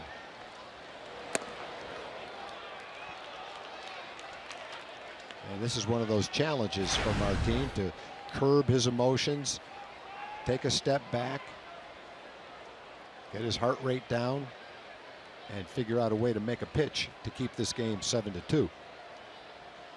Bases loaded here, and that one shot through into right field. A base hit by Morales. 1 run is in. Ball bobbled out there. That will get home Russell Martin, and Smoke goes to 3rd. So Morales drives in a couple, and it is a 7-4 ball game.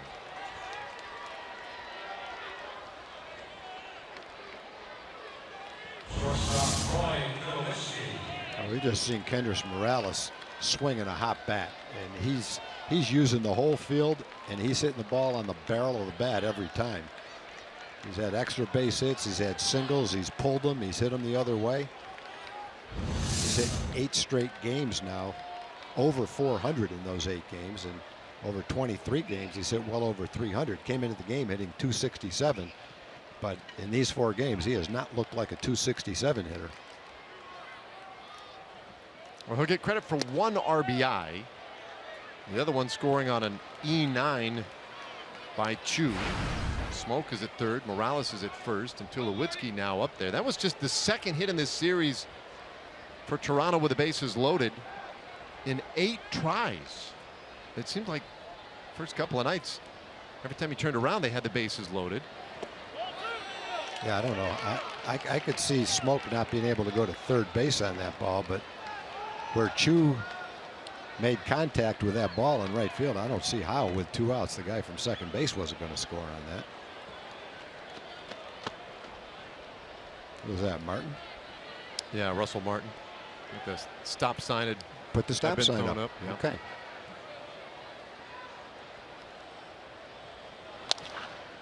Little bouncer up the middle.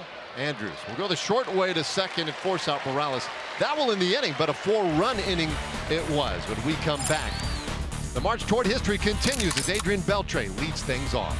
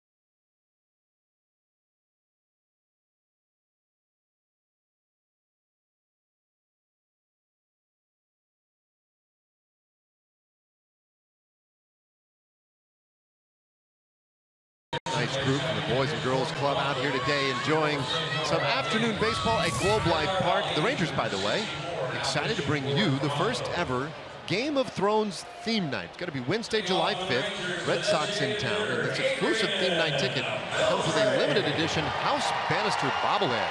Fans will also have a chance to take a picture on the Iron Throne. Tickets must be purchased through TexasRangers.com/Game of Thrones.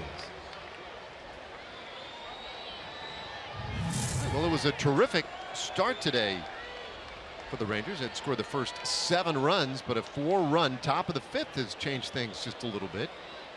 Adrian Beltre will lead off this 5th inning.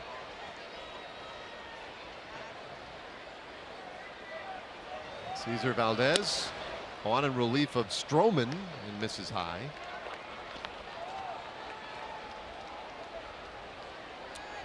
Valdez has been with Oakland and Toronto this year. Those are his overall numbers. Short sample, tough to know exactly what they mean.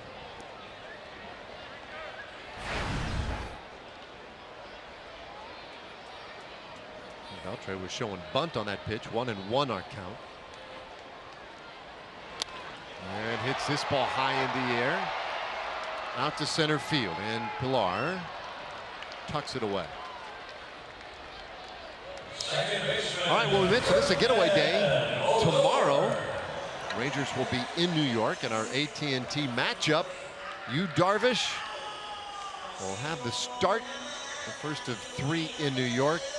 We'll get our first look at Aaron Judge. 24 home runs to lead the American League.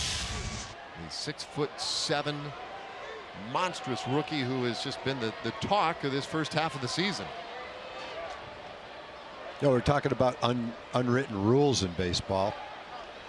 Another thing, it depends on the ballpark, it depends on the inning, but another thing that's looked at in an unwritten way is when you can steal a base and when you can't.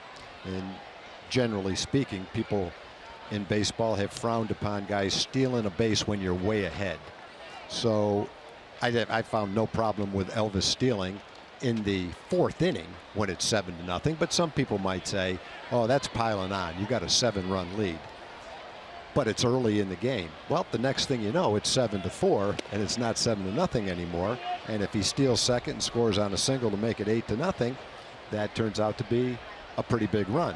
Now, if it's 7-0 in the 9th inning, it might be a different story. But early in the game, 7-run lead looks pretty safe, but it's not always safe. Little roller down to Smoke at first base, and Odor erased, 2 away. Center fielder, Carlos. Yeah, the 4th inning. There can't be any unwritten rules in the 4th inning. Before the 4th inning, in the 4th inning? Like No, really, I kind of agree with that. When I first started doing this job, I'm talking to managers, and this is back before shifts, back before analytics, back before so many things. And a lot of managers felt like, and I just loved the mentality, was, well, I'll write in my lineup, let them play 6 innings, I'll manage from the 7th on. And I think in some ways the unwritten rules could go that way as well, as Gomez rolls out to short, makes a very quick inning for Valdez. 1-2-3, bottom of the 5th.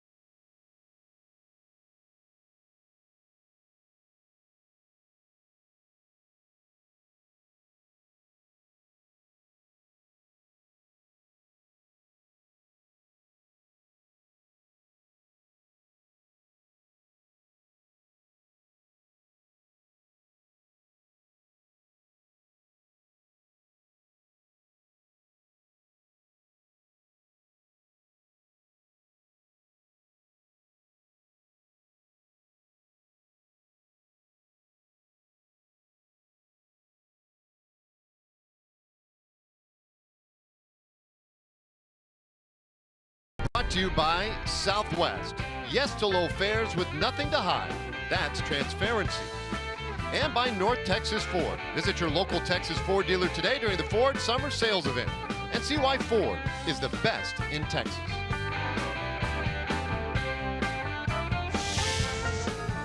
Well, 5 innings in the books. Rangers with a 3-run lead, and Martin Perez, well, the same 3 he had to start last inning. Kevin Pillar, Darwin Barney, Dwight Smith Jr. They batted around in the 5th. The Blue Jays scored 4 runs and got back in this game. And Martin goes right after Pillar with strike 1.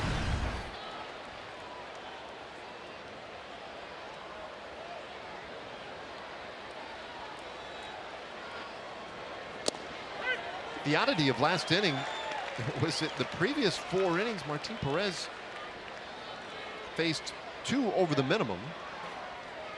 4 batters in the 1st, 4 batters in the 2nd, then 3 each in the 3rd and 4th innings. There were no signs that the Blue Jays were going to cause him a whole lot of trouble. And then after he got 2 outs,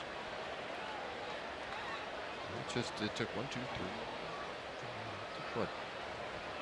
7 more hitters to get the final out of the inning. 2-strike pitch. And this one's popped over to the right side out of play. Pilar got the start of the night off last night. He ended up coming into the ball game. The day before, he had nothing to show. He was 0 for 5, but he hit the ball hard 3 times. But after 45 games this year, he was hitting .303. Lines this one out to right field. Drops in for a base hit. Good aggressive turn at first, and he'll cruise to second base with a leadoff double in the 6th inning. Time for a Chevy game break. Let's send it back to Rick Renner.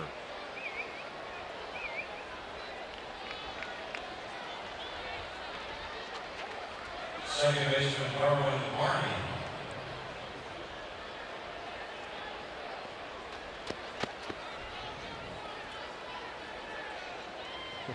That about right, Tom? Well, a lot of my golf shots, I'm aiming for center field, and they end up in right field. So they'd be really good in baseball. They don't work that well in golf, though. He did golf that thing, though, man. I don't know how he got that one off the turf. That was impressive. It's now Doug Brocale out there to have a word with Martin Perez. Jose Leclerc getting loose. And so all of a sudden, Martin just having a little bit of trouble here. Yeah, finishing up on Pilar. He hit .303 after 45 games. And it looked like, well, okay, he's starting to establish himself. Since that time, he's hit .146 over 24 games. But it looks like he's swinging the bat a lot better right now. Even in that game, he went 0 for 5. He hit the ball hard 3 times, and now he's got a couple of hits in this game as well. He's a good ball player. He's been on hard times for about a month. He's a good defensive player, and he's a tough out at the plate, too. He's given the Blue Jays another good start in the 6th inning. Lead-off double, and now here's Darwin Barney. Had a hit yesterday, another one today. And hits this ball sharply but foul. Yeah, when Barney hit the 2-run homer yesterday, he was working on a 4 for 40.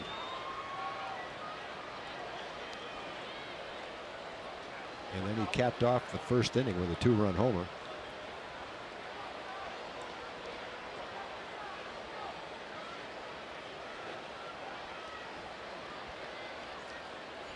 Veteran utility man for the Blue Jays, and hits this one in the air out to right field. Q angling back, now really going back, and he manages to chase that one down for the first out of the inning. Pilar tags up and advances to 3rd, 1 away. Well, the Junior Rangers Club is the official kids club of the Texas Rangers, presented by McDonald's. Junior Rangers members receive exclusive Rangers gear, including a backpack, t-shirt, and cap. Memberships are available for just $25 at texasrangers.com/Junior Rangers. Sign up to become a Junior Ranger member today.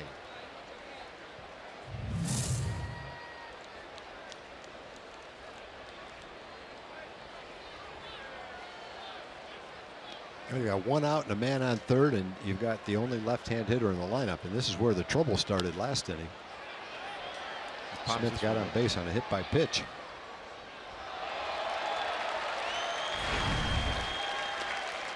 Yeah, a very unlikely way for a 4-run rally to begin.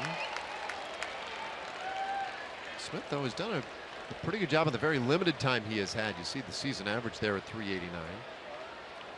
7 for 18, does have a walk, has been hit by a pitch.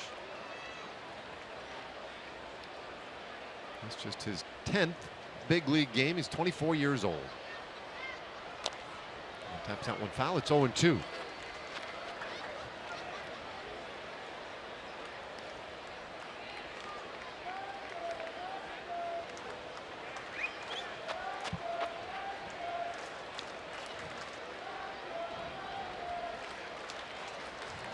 Well, Martin was pretty efficient in the first 4 innings.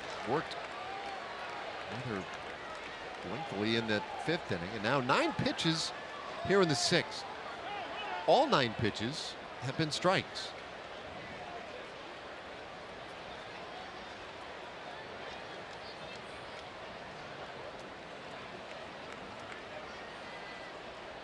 Ahead of Smith, 0-2.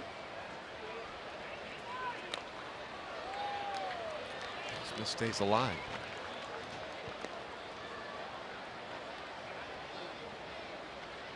Let's see, Martin between just about every pitch now, taking a little extra time, rubbing up the baseball.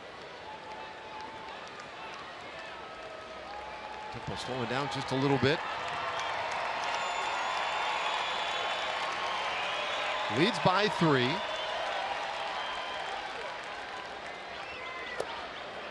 And he can't get Smith to chase that one, 1-2. Yeah, nice job by Smith laying off that pitch. That was tempting.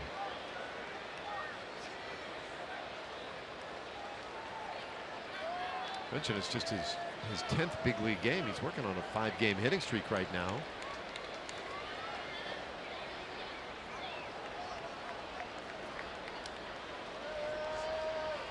Gallo in at third base, everybody else back. And I don't know that we'd be able to dig up the data to prove it, but Smith, and what little we have seen of him in this series, he's fouled off a lot of pitches. He just works in at bat.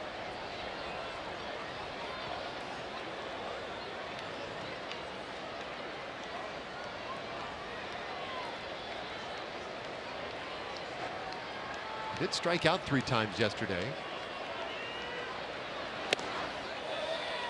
Takes that one high. It's 2-2.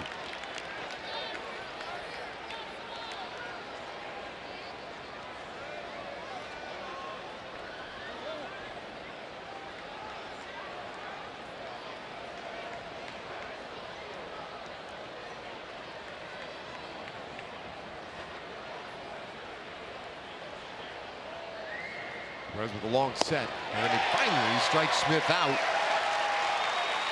Just his second strikeout today. They're 2 away in the 6th inning. Well, it was a good battle. Smith put up a nice fight, but a big strikeout with a man on third base and only 1 out. Game's gotten close. Well, that's an important out.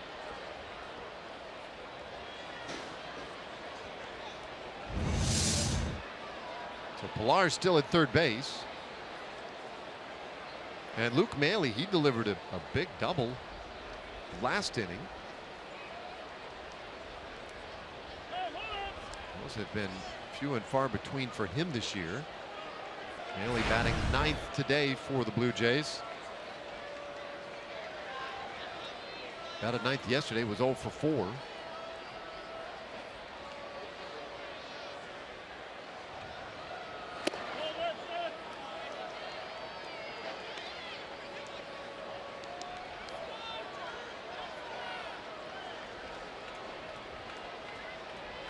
They won yesterday with Maile catching.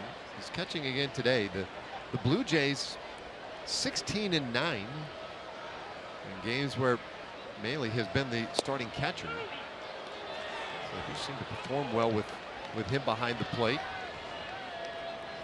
It's ahead here 2-0. We talked earlier about his stolen base numbers. Real good at throwing out runners, although Elvis Andrus has stolen 2 on him today.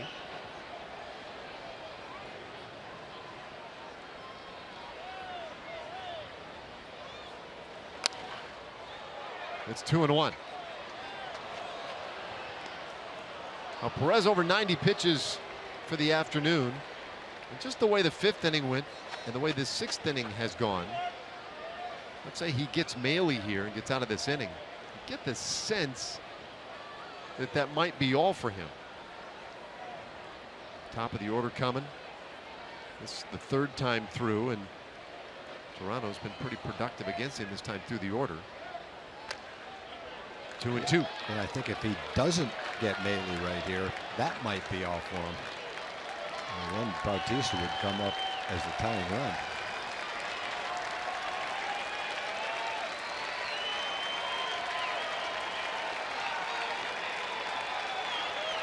So potentially very big at bat right here for Martin Perez, trying to get through 6. We're spotted an early 7-0 lead.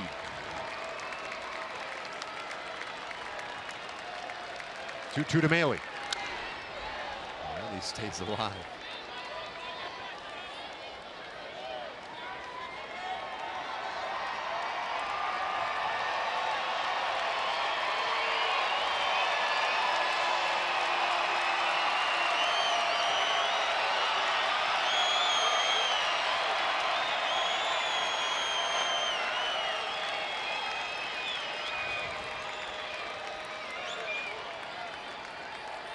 Man at third, it's Kevin Pillar. It is outside a full count on Mahle. Good boy. Yeah, this is a big pitch right here. Do not want Bautista to hit. Bautista may be a 219 hitter, but he's a threat in a close game.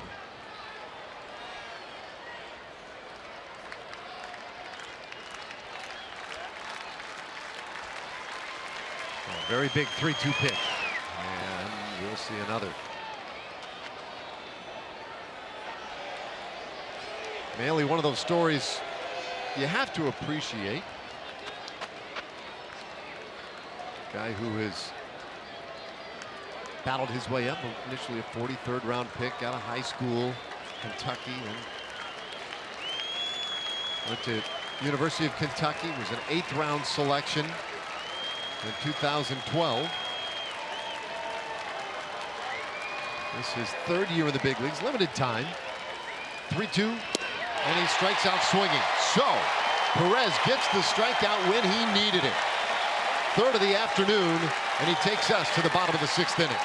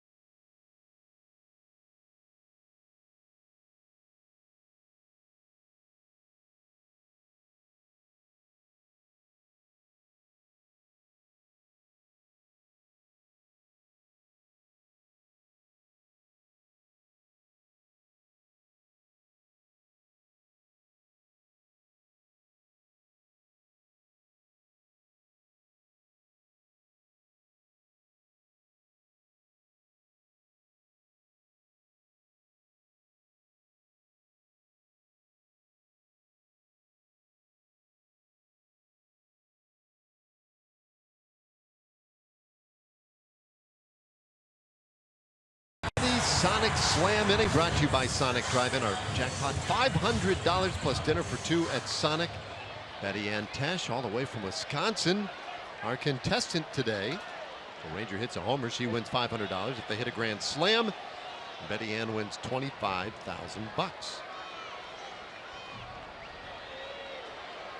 Well, good guy at the plate to win her that money. Joey Gallo 0 for 2 so far today.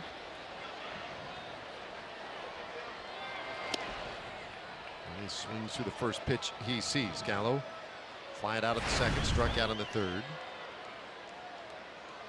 Rangers have hit 3 home runs already. Part of their 7 runs on 7 hits.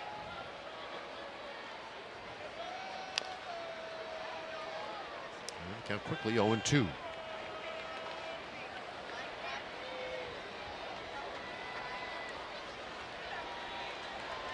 Joey's home run last night, an inside the park home run, his 19th homer of the year, 5th in the American League.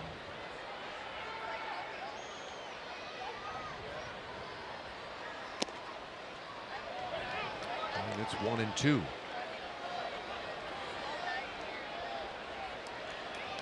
Big adjustment this year for Gallo, opening that stance a little bit from the left side, as opposed to going closed as he had last year. And comes up empty here and strikes out to start the 6th. First baseman, Mike Napoli. All right, brings up Mike Napoli. Homered in the 2nd inning, 1 for 2. Hey, look at those numbers. 21 home runs against the Blue Jays. Only teams against whom he has hit more, the Athletics and the Mariners. Which stands to reason. Plays a lot of games against them.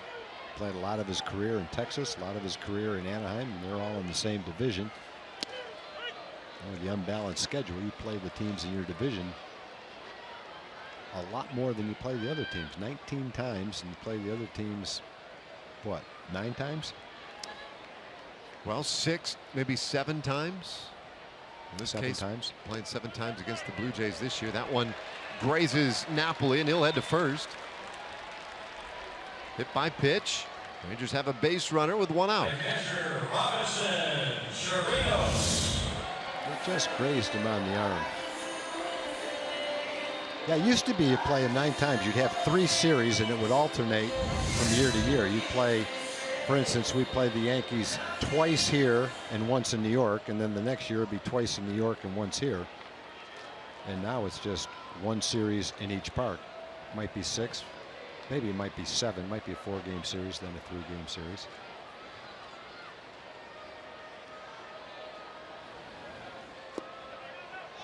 And Napoli running, and the throw down to second got him easily. Well, Chirinos took one of the dirt. Looked like Napoli kind of a delayed steal.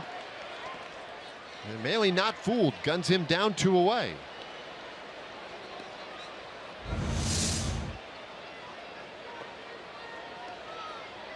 Yep, they had someone covering, and Maile was ready for it.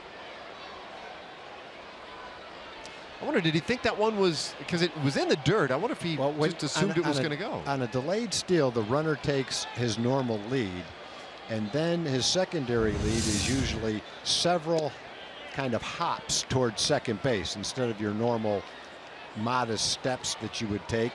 You try to get kind of a running start and a bigger start towards second base, a bigger lead, and then you leave late and you hope to catch the catcher by surprise and maybe even the infielder by surprise so that no one covers. And it looked like that's what Knapp did on that play. It just was the case where Maile saw the play develop. The middle infielder wasn't fooled and covered. So the element of surprise didn't really work that well on the Blue Jays, but having watched it, I would say it looked like a delayed steal, but it very easily could have been a case where Knapp got that type of a lead and then thought maybe the ball was in the dirt and he was going to be able to get to second base because Maile didn't have control of the ball. Not exactly sure. Time called by Chirinos.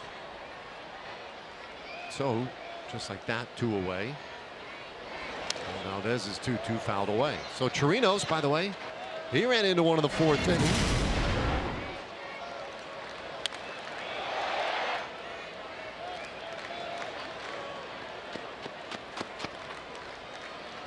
Ninth of the year for Robinson Chirinos. Solo shot of the 4th. And they'll shoot this one out to right field. Bautista was in, going back, looks up, and that one is off the fence, and he has a little trouble with it. Chirinos will stop at second with a 2-out double. He just missed getting out again. Yeah, that type of a ball carries pretty well. Barney hit one in the top of this inning that carried well to Chu in right field. Kind of a slicing fly ball to right. Doesn't look like much off the bat, but then you watch it carry, you look at the outfielder and say, boy, that ball's got a chance. It's right off the base of the wall. Almost snuck it right out of here.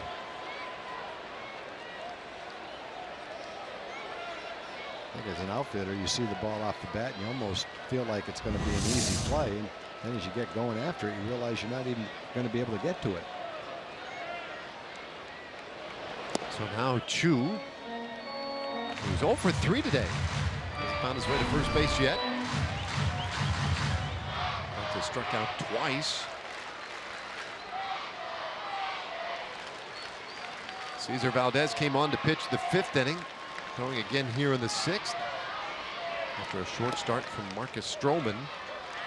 Stroman allowed 7 runs on 7 hits in his 4 innings of work. So So back to that schedule bit. Now that we go home and home with every team outside of the division, 19 games with every team in the division. You like that setup, or would you rather go back to a little bit more of a balanced schedule? I like a balanced schedule personally. But the one thing I would say, if you're going to play each team in your division 19 times, you're going to go there 3 times. They're going to come to your park 3 times. I like to see it. You go there, you play your teams in your division in April, in the middle of the season, June or July, and then in September, instead of sometimes you'll play a team 9 times in 6 weeks. I like to see it spread out evenly throughout the course of the season. Definitely love to see. The one thing good about an unbalanced schedule is you're going to have a lot of games within your division the last 2 weeks of September. And if you look at our schedule this year, starting on September 11th, Seattle for 4, LA for 3, Seattle for 3, Oakland, Houston, Oakland. So, you know, you're within your division, and what that does is it gives you a chance in the pennant race to play the team that you're in close contact with head to head and not have to wait and watch the scoreboard and see what happens. So I like that part of it, having your games within your division stacked up in the end of September. Runner at second's Chirinos. That is low. It's a full count on Chu. Yeah, now you could still, ostensibly, you could still accomplish that right with, let's say, 9 head-to-heads. Yeah, take a little, take a little more doing. But I'm with you. I just soon spread it around a little bit. Yeah, see more of everybody. I agree. I like that too. 3-2. Chu stays alive. And there's not much you can do about interleague play. That is going to continue to exist. 15 teams in each league. Somebody's got to be playing interleague all the time. So, so that will continue. I'm a big fan of interleague play. I love interleague play. I love getting a chance to see the teams in the National League going to the different parks. That part I do like. What about the notion, though, of playing National League style games at home? That I like. Okay. Yeah, I would love to see the DH when you go to a National League park and see the pitchers hit in this park, because I think it would be fun for the fans to watch the pitchers hit for their own team and the other team. Yeah, so as much as there's a novelty item to this. It's not like it changes the competitive balance or anything. So I would be all for that.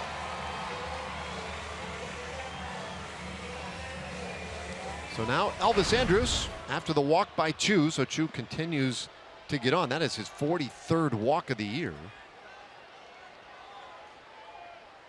Elvis has been on all 3 times today.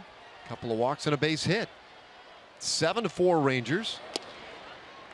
And Valdez at this point probably reaching back, trying to dig into whatever reserves he can find after pitching the 5th inning, and now the 6th inning beginning to extend on him a little bit.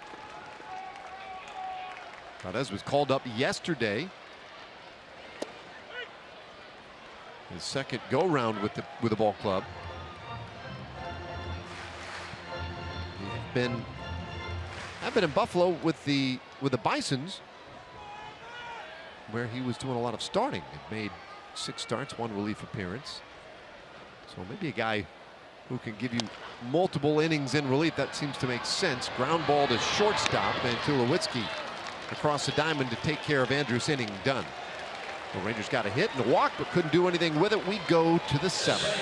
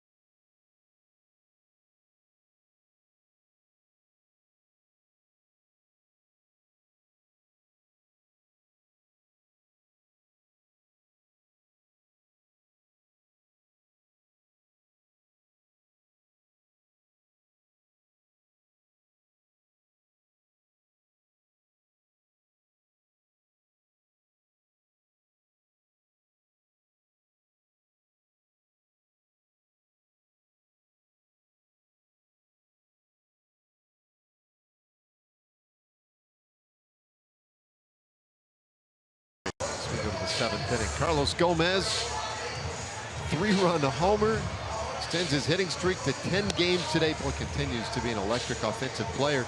Robinson Chirinos, what do you know? He has a start, so he has a home run. Chipped in a double as well. Rangers with some offense today, leading 7-4.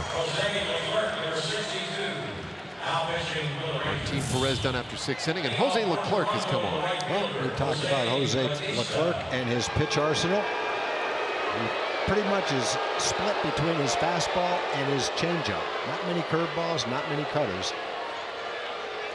Throws the changeup slightly more than his fastball. Remember, the changeup is the pitch that breaks from right to left like a slider, but is actually a changeup.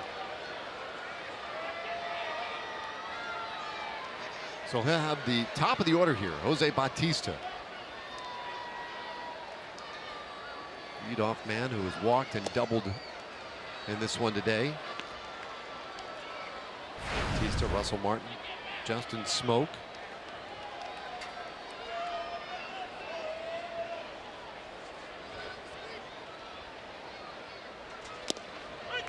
And there is that changeup, 1-1.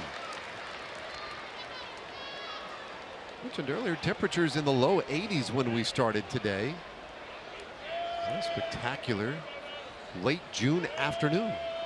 Great day for baseball as Bautista pops this one up, shallow left field. Elvis going away out there, but in quickly Mazzara, and he'll make the catch. Tougher play for Elvis. Nice to see Nomar take charge on that pop-up. It was way up there. He had to come a long way, but he had time to get there. And it's always easier for the outfielder to catch it coming in than it is for the infielder to catch it going back. Elvis is very good at catching pop-ups, but I think in this particular case he didn't mind seeing Nomar come in and make the play.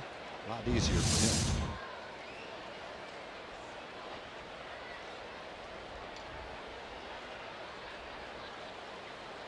So Russell Martin, and he shoots this one foul.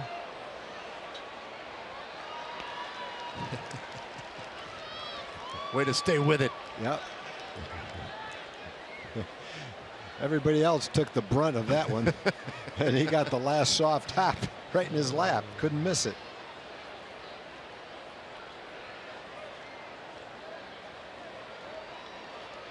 One strike pitch to Martin.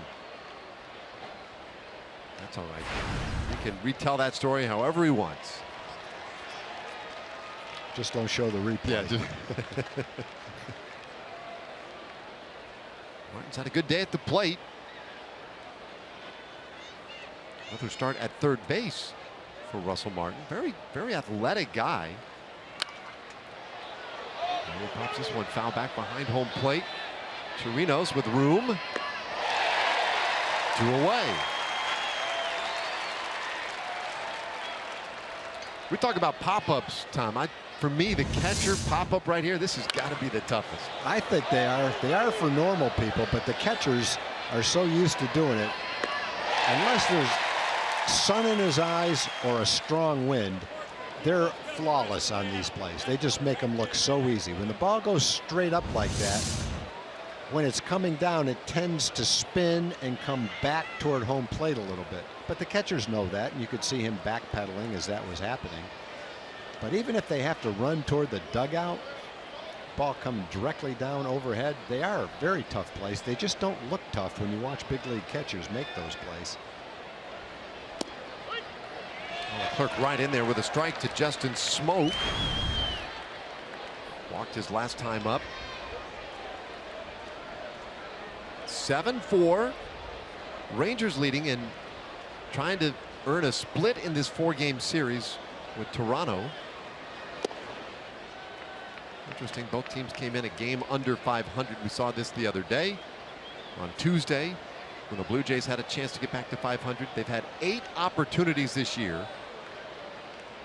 They have lost all 8 of those games. They've been outscored 62-20 on those days where a win would have gotten them to 500. And so as a result, they just have not gotten there. And they've come back nicely from a very rough April. Can't seem to get past that threshold. 5 games back today of the Yankees, who have a half-game lead over the Red Sox in the American League East. Breaking ball. Did he go? No. Shane Livensparger, a rookie umpire down there at third base, said he did not go.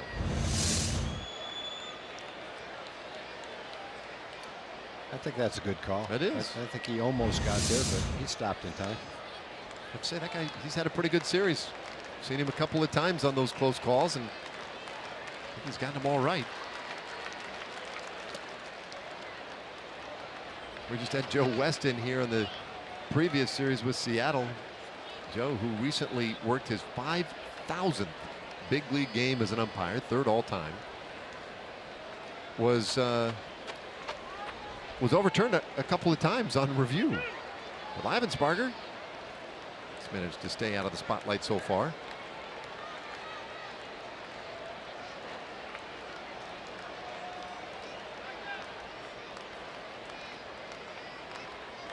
The off pitch, and this one fouled off. Livensparger now just 4,989 games short of Joe West. He's marching him down. Well, I'm not sure how old Shane is, but he looks young enough that if he sticks with it, he's got a shot at it. We see it all the time. Guy gets a call up, it's a chance. That's how they begin working them in to the rotation on a regular basis. Try it again. Another pop-up for Chirinos. Well practiced. And it completes a 1-2-3 inning for Jose Leclerc. They'll stand and stretch this afternoon. Rangers lead by 3.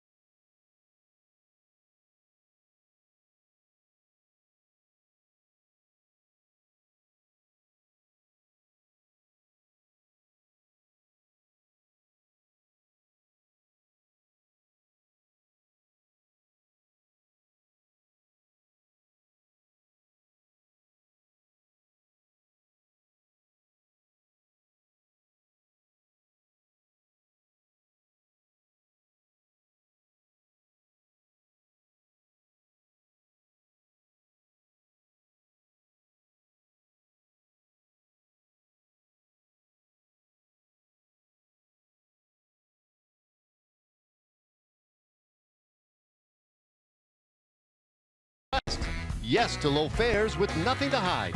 That's transparency. And by AT&T Internet. Visit AT&T.com/keepcalm to learn more.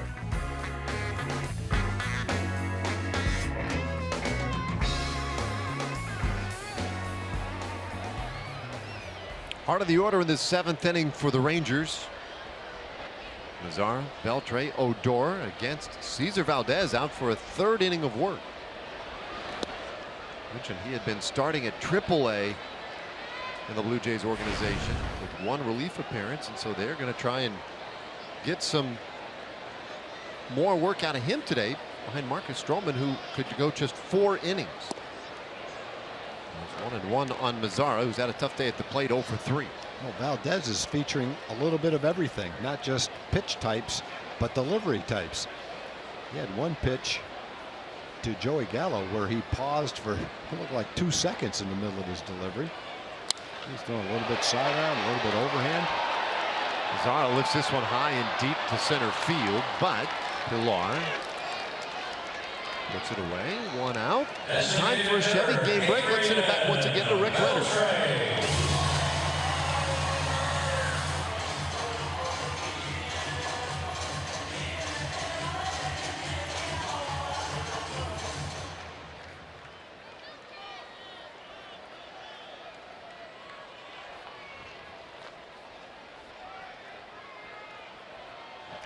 Boy, that's amazing. I remember this ball well hit out to left field, and that one is going to go off the wall in left. Beltre with a big turn, but will settle for the single, his second hit of the day. I remember so many times playing the Astros and watching Marisnik play the outfield and run the bases and saying, boy, if this guy ever starts to hit, then you've got an all-around really good player. And he's starting to do that now. Another home run today. And Adrian turning on another pitch and driving it off the wall. Just needed to get a little more trajectory on this one, get it up in the air, but it's kind of a sinking, hooking line drive that never had a chance to get over the fence. And he hit it so hard, it ended up being a single. So his second base hit of the game. Now the double in the first. That single. And he's now 38 short of 3,000 as Rougned Odor takes a strike. I love it. Nice job. Yeah, you get those seats. You want to be able to do a little work out there. They've done it twice today, changing the numbers. So one strike pitch. Odor hits it hard to center, but right to Pilar. 2 out here in the 7th inning. So Beltre moving closer still to Sam Crawford, who sits at 32nd all-time, 1 hit ahead of him. Then Sam Rice and Roberto Clemente. At that point, you've hit the mountaintop, unless your mountaintop is 4,000, but 3,000 is the mountaintop.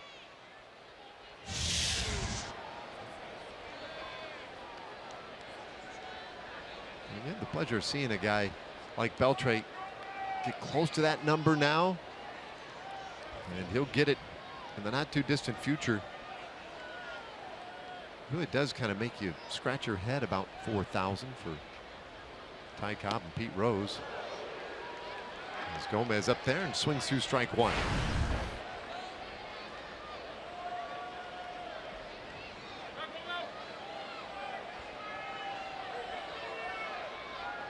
Already a great day at the plate for Carlos Gomez. Had yesterday off and had a lot of energy stored up for today.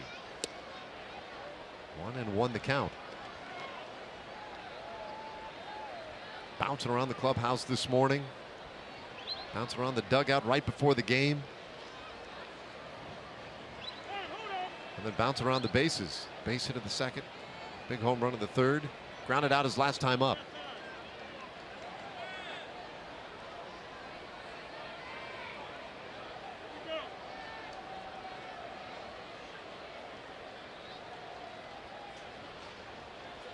Valdez with a peek back at Beltre, but the 1-1 pitch, and that one is ripped sharply foul.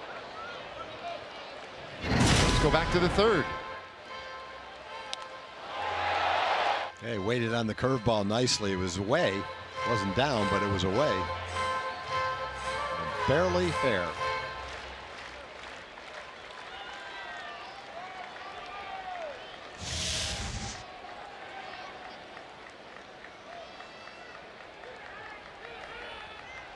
The 1-2. And he stays alive. So his hit streak continues, now at 10 games, and look at the numbers on this streak. 4 homers, 4 doubles, 13 RBIs. A stint on the disabled list in there as well. Of course, he missed nearly a full month with a strained hamstring. Came off the DL and went right back at it. Hits this ball well out to left field. It's carrying deep and gone. A 2-homer day for Carlos Gomez.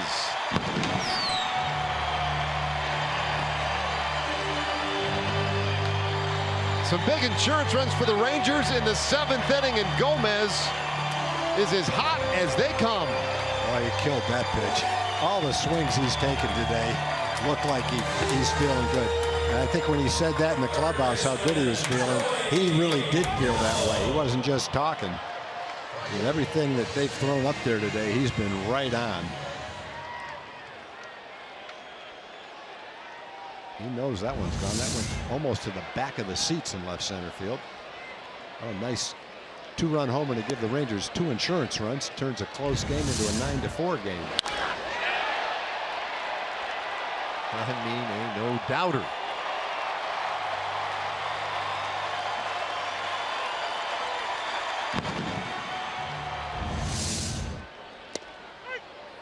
Gallo takes a strike, the count 0-2.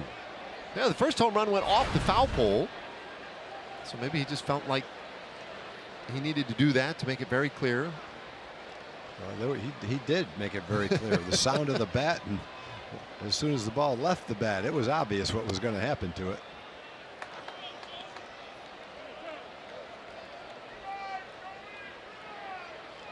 Ball and 2 strikes on Gallo.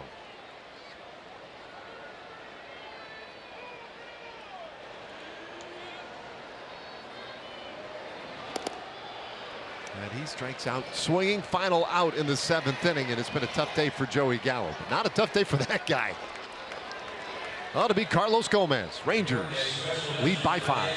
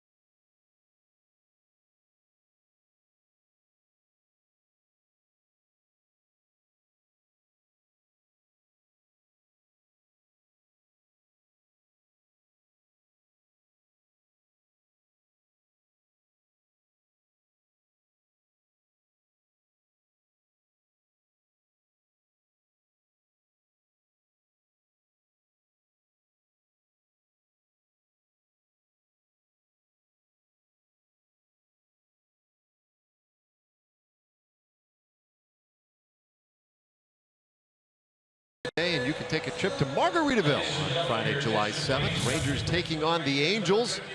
Going to be a special pregame tailgate party with live music and cold drinks, and fans who purchased a special theme ticket also get a Margaritaville-inspired Rangers t-shirt. Afterward, a post-game fireworks show set to Jimmy Buffett's music, and you can get your tickets today at TexasRangers.com/theme nights. All right, Alex Claudio replacing Leclerc, and coming on here in the 8th inning.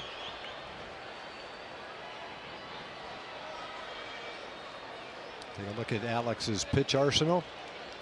He likes to throw his sinker and loves to throw his changeup. 27% of the time he throws that changeup. Mixes in some other pitches as well. But he throws about an 86 to 88 mile an hour fastball, and a changeup much less than that. That tends to make the hitters look like they're looking for something else sometimes.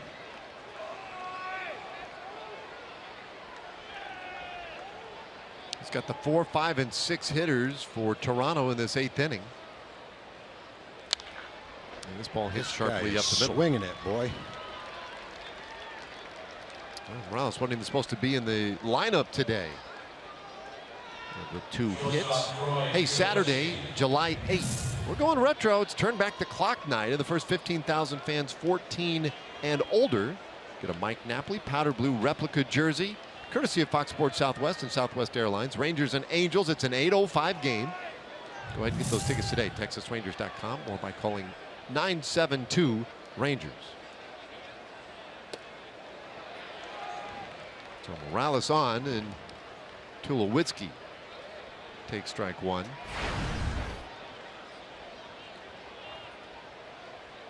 Ten hits today for the Blue Jays. In fact, it's interesting. Martin Perez really pitched pretty well. 6 innings. Gave up 4 runs on 9 hits. I realized I went back to fill out his line. He gave up a hit, at least a hit, in every single inning. But Kind of double play, caught a man stealing. Ran into a little bit of trouble in that 5th inning. Was by and large able to limit the damage.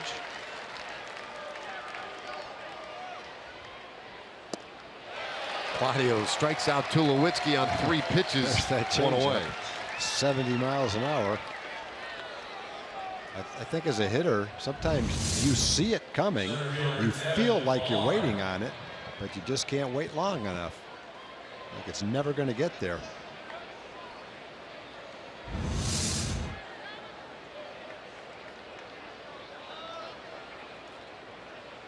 Another frustrating day at the plate for Troy Tulowitzki. Kevin Pillar's had a real nice day at the plate himself. A couple of hits. And he takes a strike.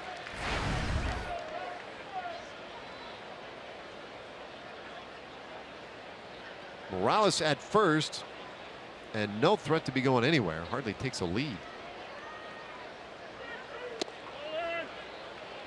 1-1 to Pillar. 9-5. Rangers picking up a couple of big insurance runs in the bottom of the 7th inning.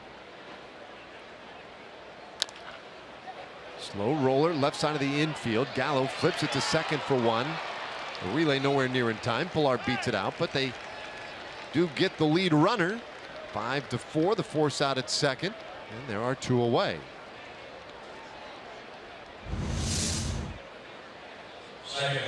Well, like early in the game, Joey Gallo shows that he can go far to his left to field a ground ball, and those slowly hit balls probably are a little bit easier for him than Elvis, who's coming from farther away. Cut those off if you can, and Joey's done that several times today, at least a couple of times.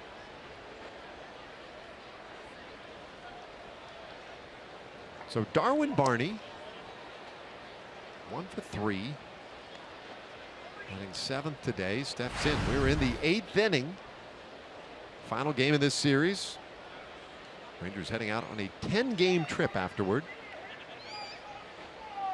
A trip that will begin at Yankee Stadium tomorrow night. And that one off the plate, 2-0.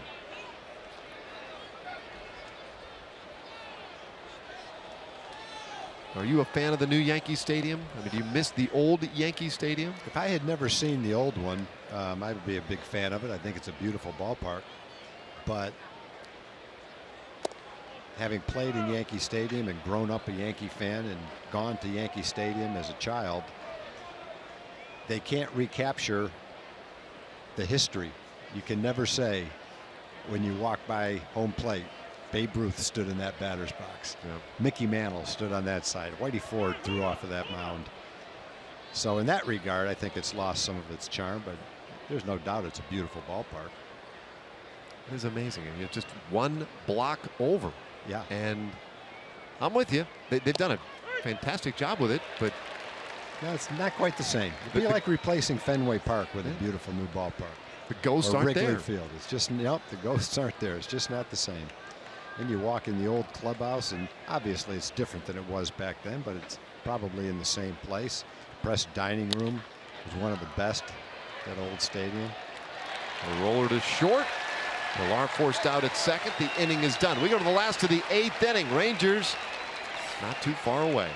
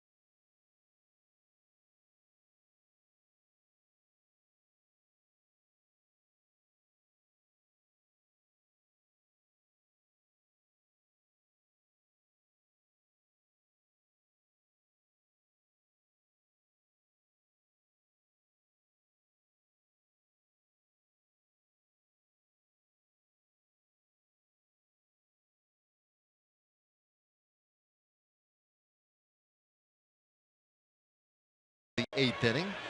MLB.com at bat. It's your #1 mobile app for live Rangers baseball. You can follow the Rangers with game day, live game video highlights, radio broadcasts, StatCast news, and more. Just download MLB.com at bat today.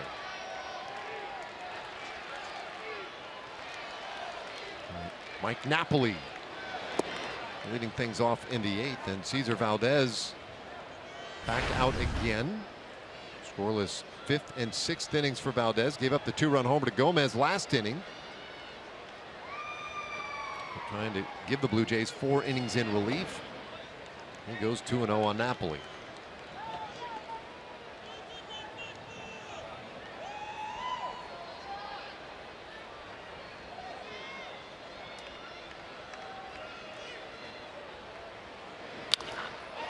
Ball hit on the ground to short. Backhand stop to Tulowitzki. Plenty of time to get Napoli. 1 away. You don't see Tulowitzki throw many balls like that. Generally, he throws from kind of a sidearm motion, even on balls that he's coming in on that are routine throws. That time he had to come over the top and showed that the arm strength is definitely there when he wants to. Goes back, plants, and comes right over the top with a strong, accurate throw to first base.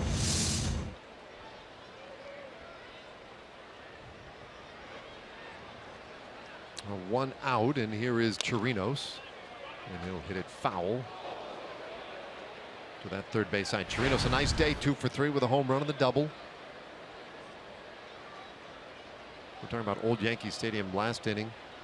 So Austin Bibbins-Dirks is scheduled to start the middle game Saturday afternoon at Yankee Stadium. So I was asking him today, you know, have you thought about that? Is that the type of thing that resonates or matters to you?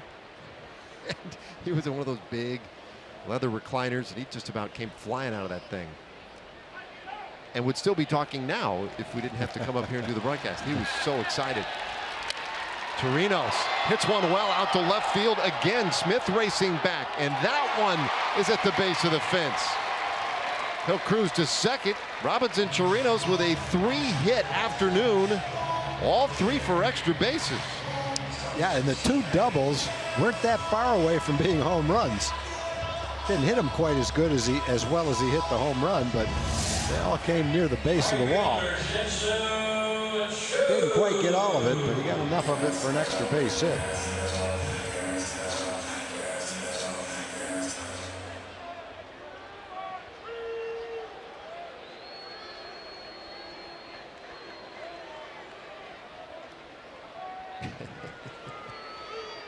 There we go. Always proper.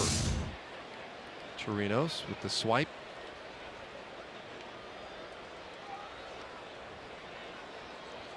So he's out there in scoring position. Chu's been on once today. Walked his last time up. And this one gets away. Chirinos will head to third base. Wild pitch from Cesar Valdez. So as I'm talking to Austin about that today, in the background, you know, a couple of the other relievers are here in the conversation. And Keone Kela pops up from his locker and says, you know, that's not the real Yankee Stadium, bud. And Austin, you know, kind of demurring a little bit. Well, you know, it's still cool to me and stuff. He says, don't worry, I missed it too. and you can see they're both just kind of heartsick about it. Kela was gonna. Well, it was built basically to do whatever they could to modernize it, but make it a replica of the old stadium. They did a pretty good job, but as you said, you can't duplicate the charm that the old stadium had, the facade. In the mid-70s, I can remember having to play games when you played in New York against the Yankees at Shea Stadium because they had a huge renovation of Yankee Stadium. Still the old ballpark, but completely renovated from top to bottom. This one turned foul, first base side. But I don't ever remember walking into the new one and thinking, wow, this is really a bad ballpark. It's, you know, you walk in going, I love the ballpark, it's beautiful, but it's just missing something.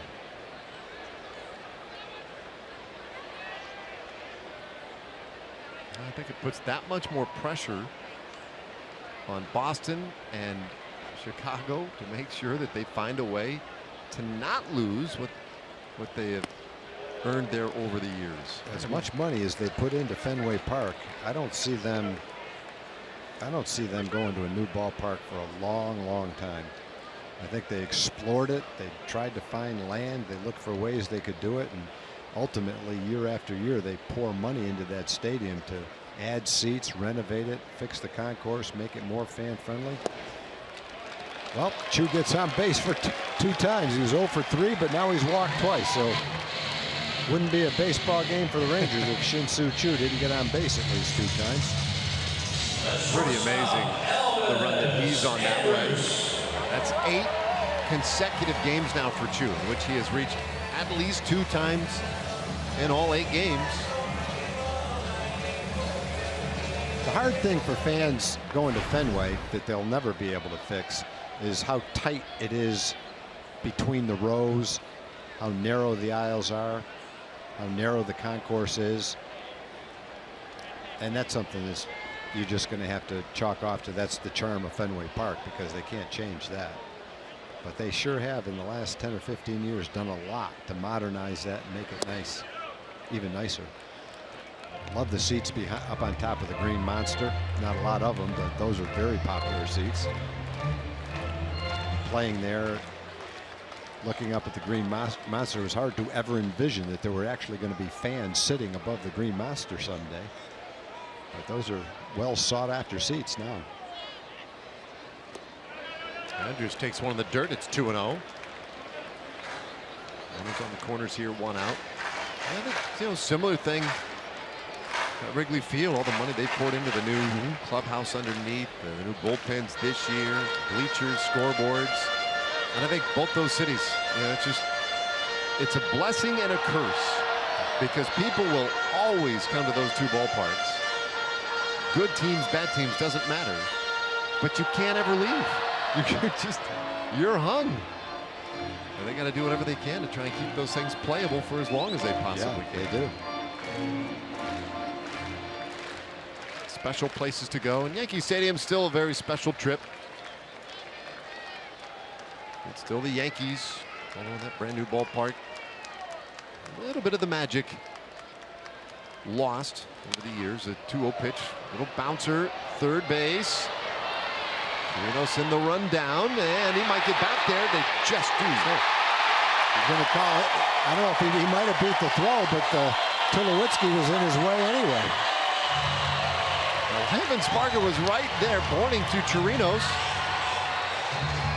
Yeah, I think he's pointing to, as Chirinos went back, Tulowitzki was in his way. He might have gotten back anyway.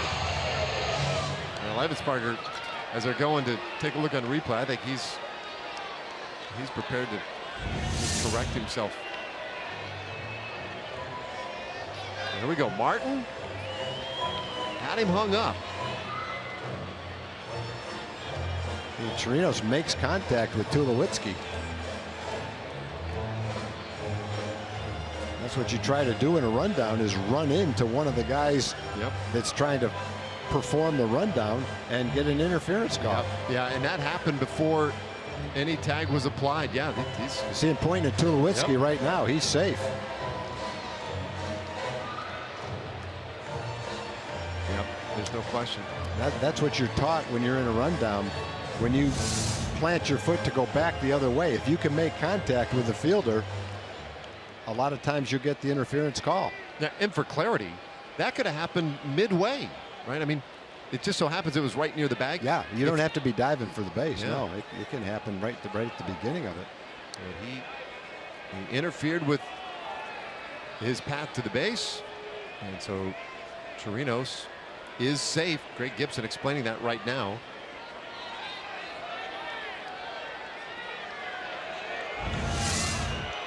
Tulowitzki and Leivensparger talking about that right near third base.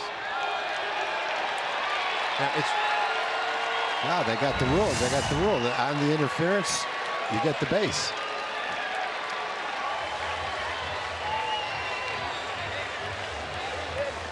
John Gibbons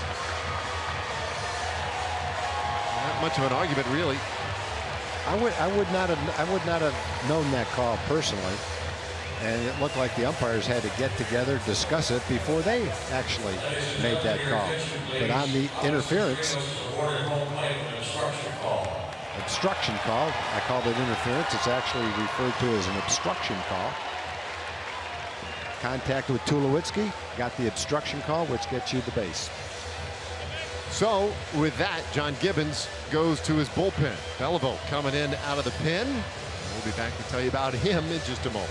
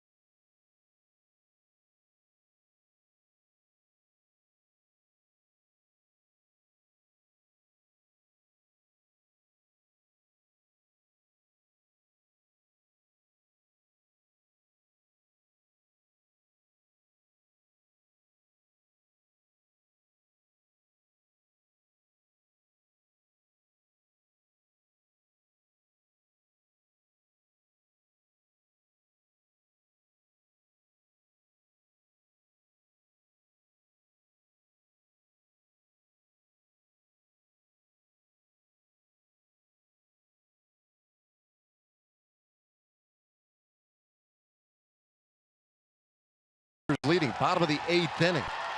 And now on Saturday, the Brewers will be taking on the Braves and Brandon Phillips. That's a 3 o'clock game on Fox Sports 1. Then Albert Pujols and the Angels get after the Red Sox 6 o'clock on your local Fox station, or you can watch it all live on Fox Sports Go. So it's a fielder's choice and an error. Andrews safe at first on the fielder's choice. Chirinos awarded the plate on the E6, which is Tulowitzki getting in the way. Chu out there at second base. Jeff Beliveau against Nomar Mazara on the pitching change.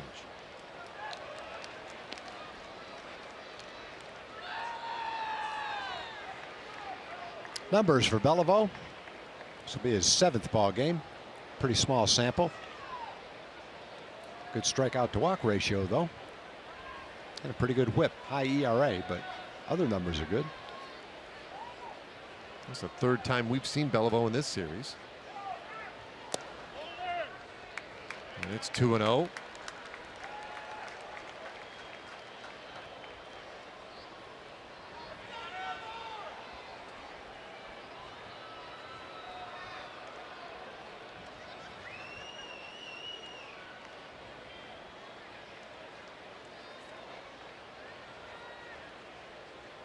Mazara a chance to get something positive out of the day at the plate.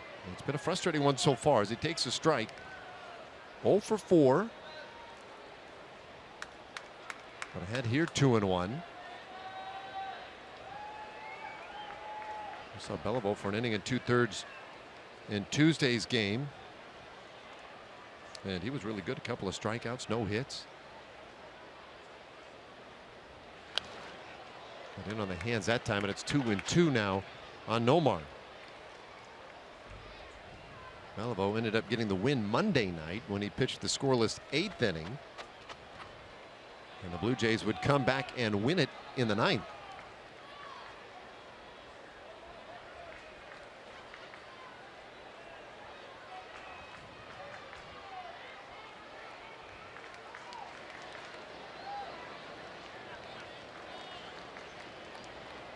The lefties 2-2. It's a full count.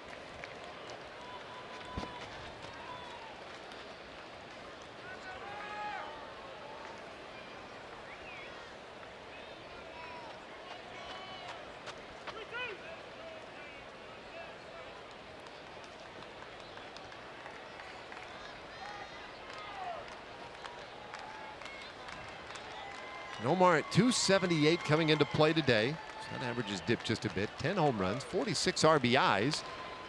And he fights off a good pitch here to stay alive. He's been such a very good RBI man this year. This is just the 72nd game of the regular season. He can keep that pace going. He'll have a huge second year in the big leagues. Last year with 20 home runs. He's well ahead of that pace already this year.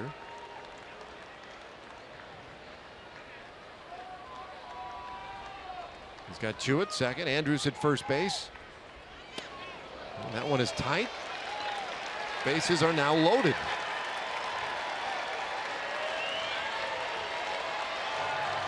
Beliveau comes in and walks Mazzara.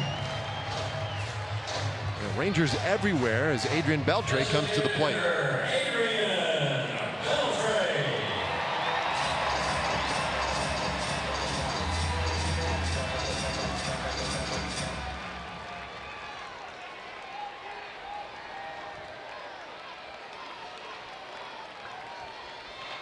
Adrian with 2 hits already today. He has scored twice.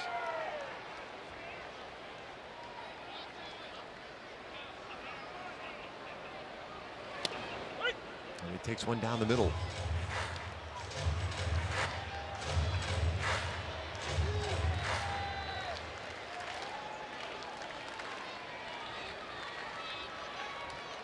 For people that are interested, Dave, obstruction, which was called on Tulowitzki, describes an act by a fielder who is not in possession of the ball or in the process of fielding it that impedes the base runner's progress. So Tulowitzki didn't have the ball, was not in the process of fielding a ball, but as Robinson dove back to third base, he bumped into him, and that was called obstruction.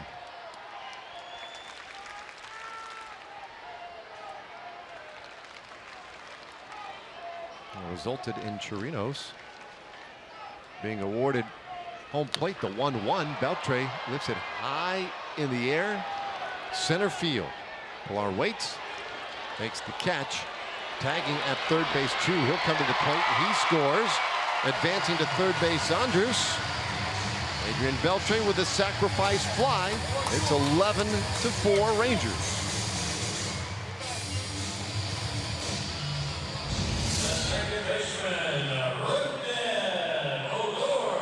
Fly ball deep enough. Then Pilar's a solid center fielder. Wasn't that deep. Makes a strong throw, but didn't have a chance on that play.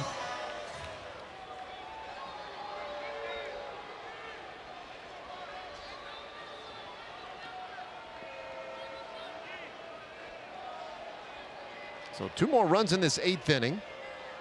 And now Odor, who is 1 for 4 so far today. And the dramatic shift on for him to the right side of the field. He hits his ball to the right side, deep, but foul. And he crushed that thing.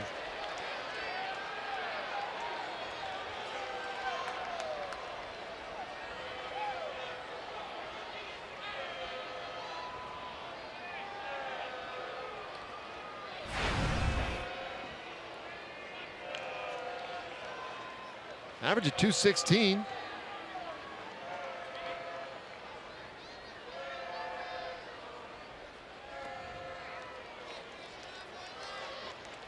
One and one the count. So Beliveau in for Cesar Valdez, who went 3 1/3 today in relief.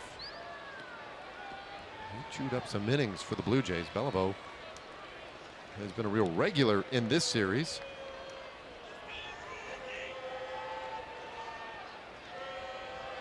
And he hasn't had your conventional outings either. He has gone some length a couple of times. This ball turned foul again. 1-2 the count. He'd been right on those balls. He just wasn't able to keep them fair.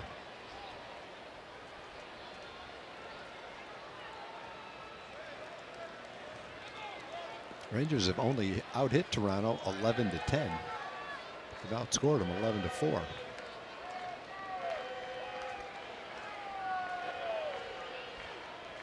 It's the first time that Odor has seen Beliveau.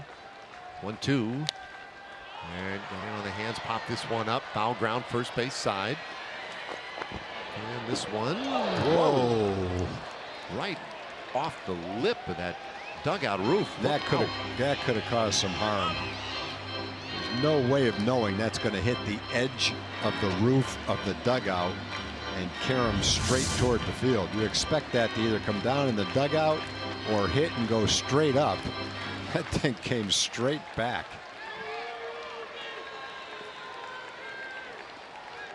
Luckily, there's no way Justin Smoak would have been able to stop that. Luckily, it didn't hit him.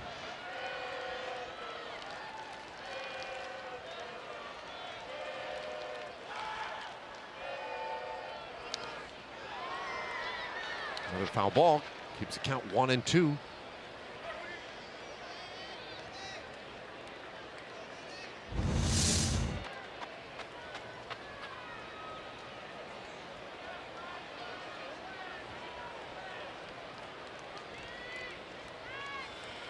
Another glancing blow.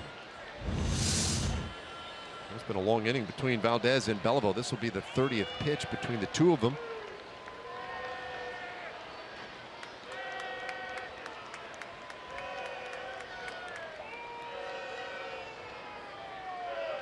One-two. Odor fighting with him here. Has some good swings.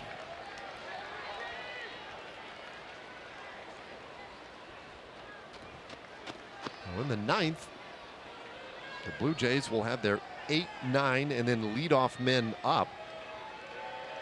That's Smith, Maley, and Batista.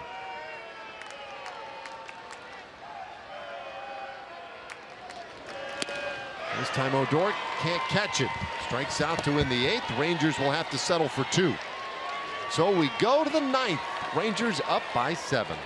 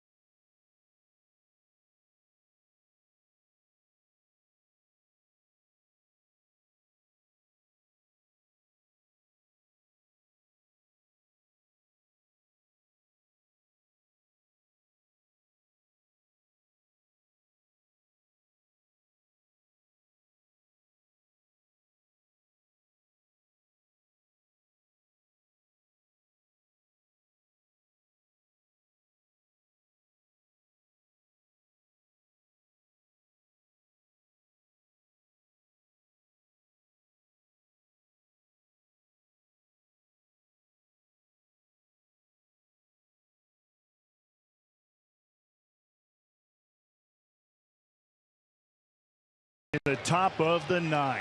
And welcome back to Globe Life Park. Rick Renner here on the set of Rangers Live, presented by Frontier Communications. Coming after the game, we'll talk about all the superlatives in this one. Carlos Gomez, a couple of home runs, and 5 RBIs in this one. Adrian Beltre, Robinson Chirinos, the party at Napoli's, plus Mark McLemore and David Murphy. We'll talk about looking ahead to that series with the Yankees and an all-Japanese pitching matchup, which should be fun for you, Darvish. Emily Jones working the clubhouse for interviews, Jeff Bannister, and much more. That after the game, guys. They sound busy back there. My goodness. A lot to cover. Ninth inning here. Alex Claudio stays in the game, and Pete Kozma takes over at third base. Napoli is out because Gallo slides across over to first. All right, Dwight Smith Jr. hit by a pitch earlier today, 0 for 2. And Claudio's first pitch, that one is caught. Odor to his right, and what a play. That's some quickness right there. Good first step. A couple of quick steps after that, a lunge and a catch. Nice play.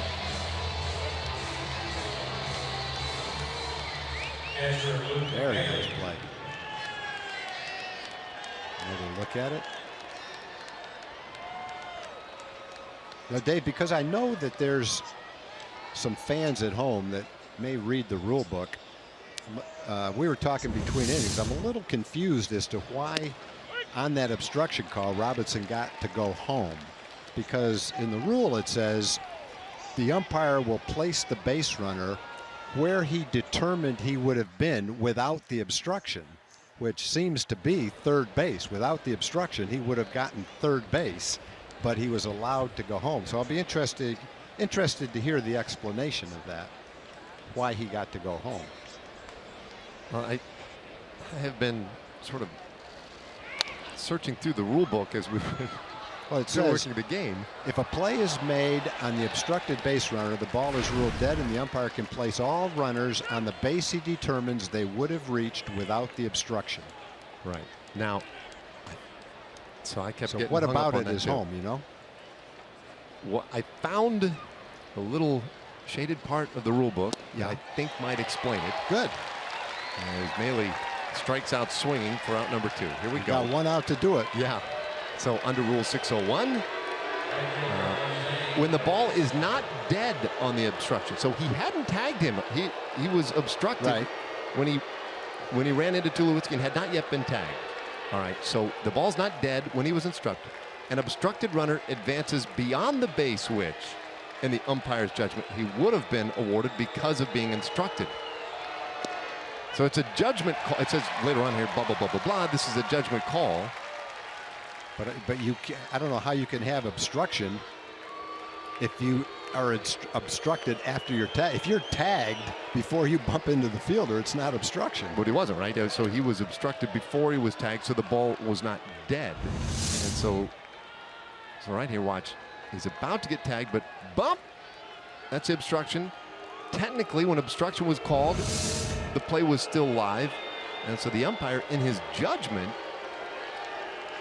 at least the way I read this thing. I don't know how it wouldn't be live at any time. How could it not? How can it be dead and be obstruction? Right? No, that's yeah. I hear you. But otherwise, it's not obstruction. Yeah, you're out. You're out. It wouldn't have happened. Anyway, you and CJ can explain that up in New York tomorrow. We will continue to follow up.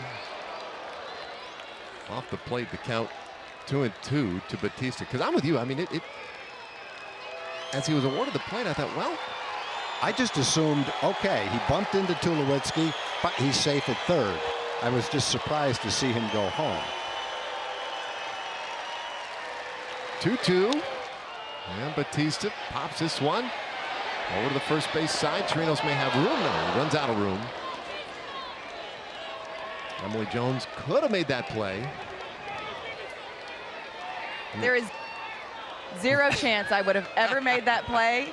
As soon as it came close to me, I hit the field position as quickly as possible, and I will continue to do that. Catch it in your purse next time, no man. Chance. No, I don't want any part of any foul ball ever. I'm just glad that ball didn't get any part of you.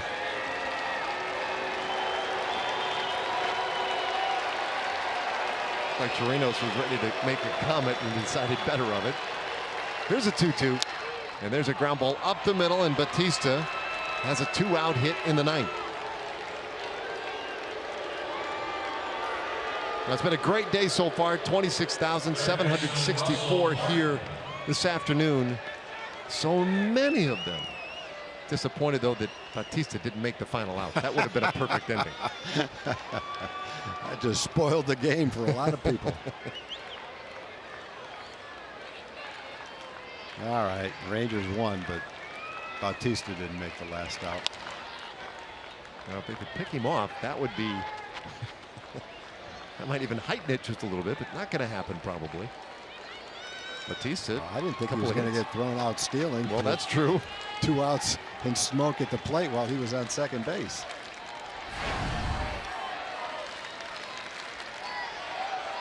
Martin's had a good day at the plate. Time running short on the Blue Jays, though, and the 1-strike pitch. Make it 0-2. 71 miles an hour. It looks like it's about 40 miles an hour. Doesn't look like it would be going 71 miles an hour. It just floats up there.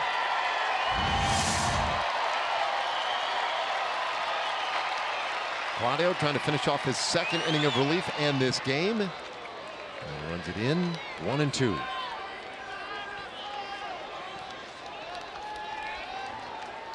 Claudio posted a scoreless 8th inning. And he's given up 2 hits so far. But needs just one more strike to put this one in the win column. Here it comes to Martin. And a little tapper back to the mound. Claudio has it. A ton of time. And throws out Martin. Rangers win it 11-4 on a huge day by Carlos Gomez. And they split this 4-game series headed to the road. Well, after last night, that was a great way to bounce back today and finish now a winning homestand, taking 4 and dropping 3 this last week. Yeah, we were talking about that in the pregame show right before the ball game, how you'd love to win this ball game, not just to salvage the series, but to win the homestand 4-3. Been a solid homestand. Could have been a little bit better, but the bats definitely have come alive, led by Carlos Gomez. Another huge day for him today. He knocked in 5 runs, hit 2 home runs, scored 3 times. Been extremely hot since he came off the disabled list. 11 hits and 11 runs. So hopefully those bats will stay hot if you want a tough road trip starting in New York.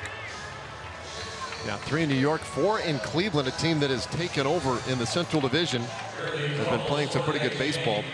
And then 3 to wrap up that trip in Chicago against a struggling White Sox team. So it is a big road trip that will get us into the month of July. But first, we handle the excitement today. Carlos Gomez, the big hero, standing by with Emily. Yeah, Carlos Gomez, career high 5 RBIs, 2 home runs. You said in the clubhouse, you told Dave Raymond before the game you were going to hit a home run. Safe to say you're in a little bit of a groove?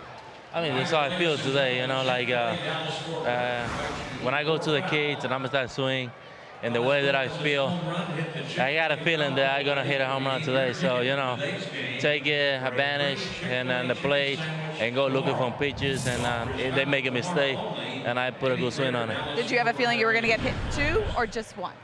I mean, after that I hit the first one, you know, I say, all right, let's go for another one. Okay, I got to ask you about the rooster, the walk-up song that's a rooster cackling. I mean, you know, I tell Dan to put it to Gallo. Oh! So they confused, they put it to me, but I think I'm going to start to hit one that roosted my first at bat.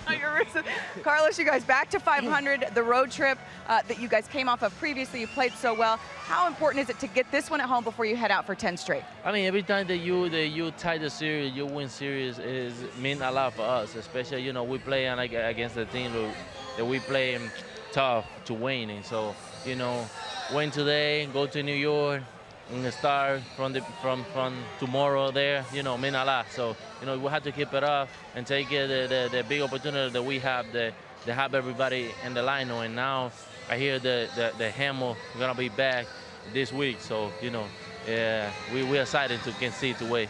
Here's hoping you're a fortune teller again next time out, Carlos. We appreciate the time. We'll send it back now to you guys. Yeah, that's some kind of day right there. Thanks, Emily.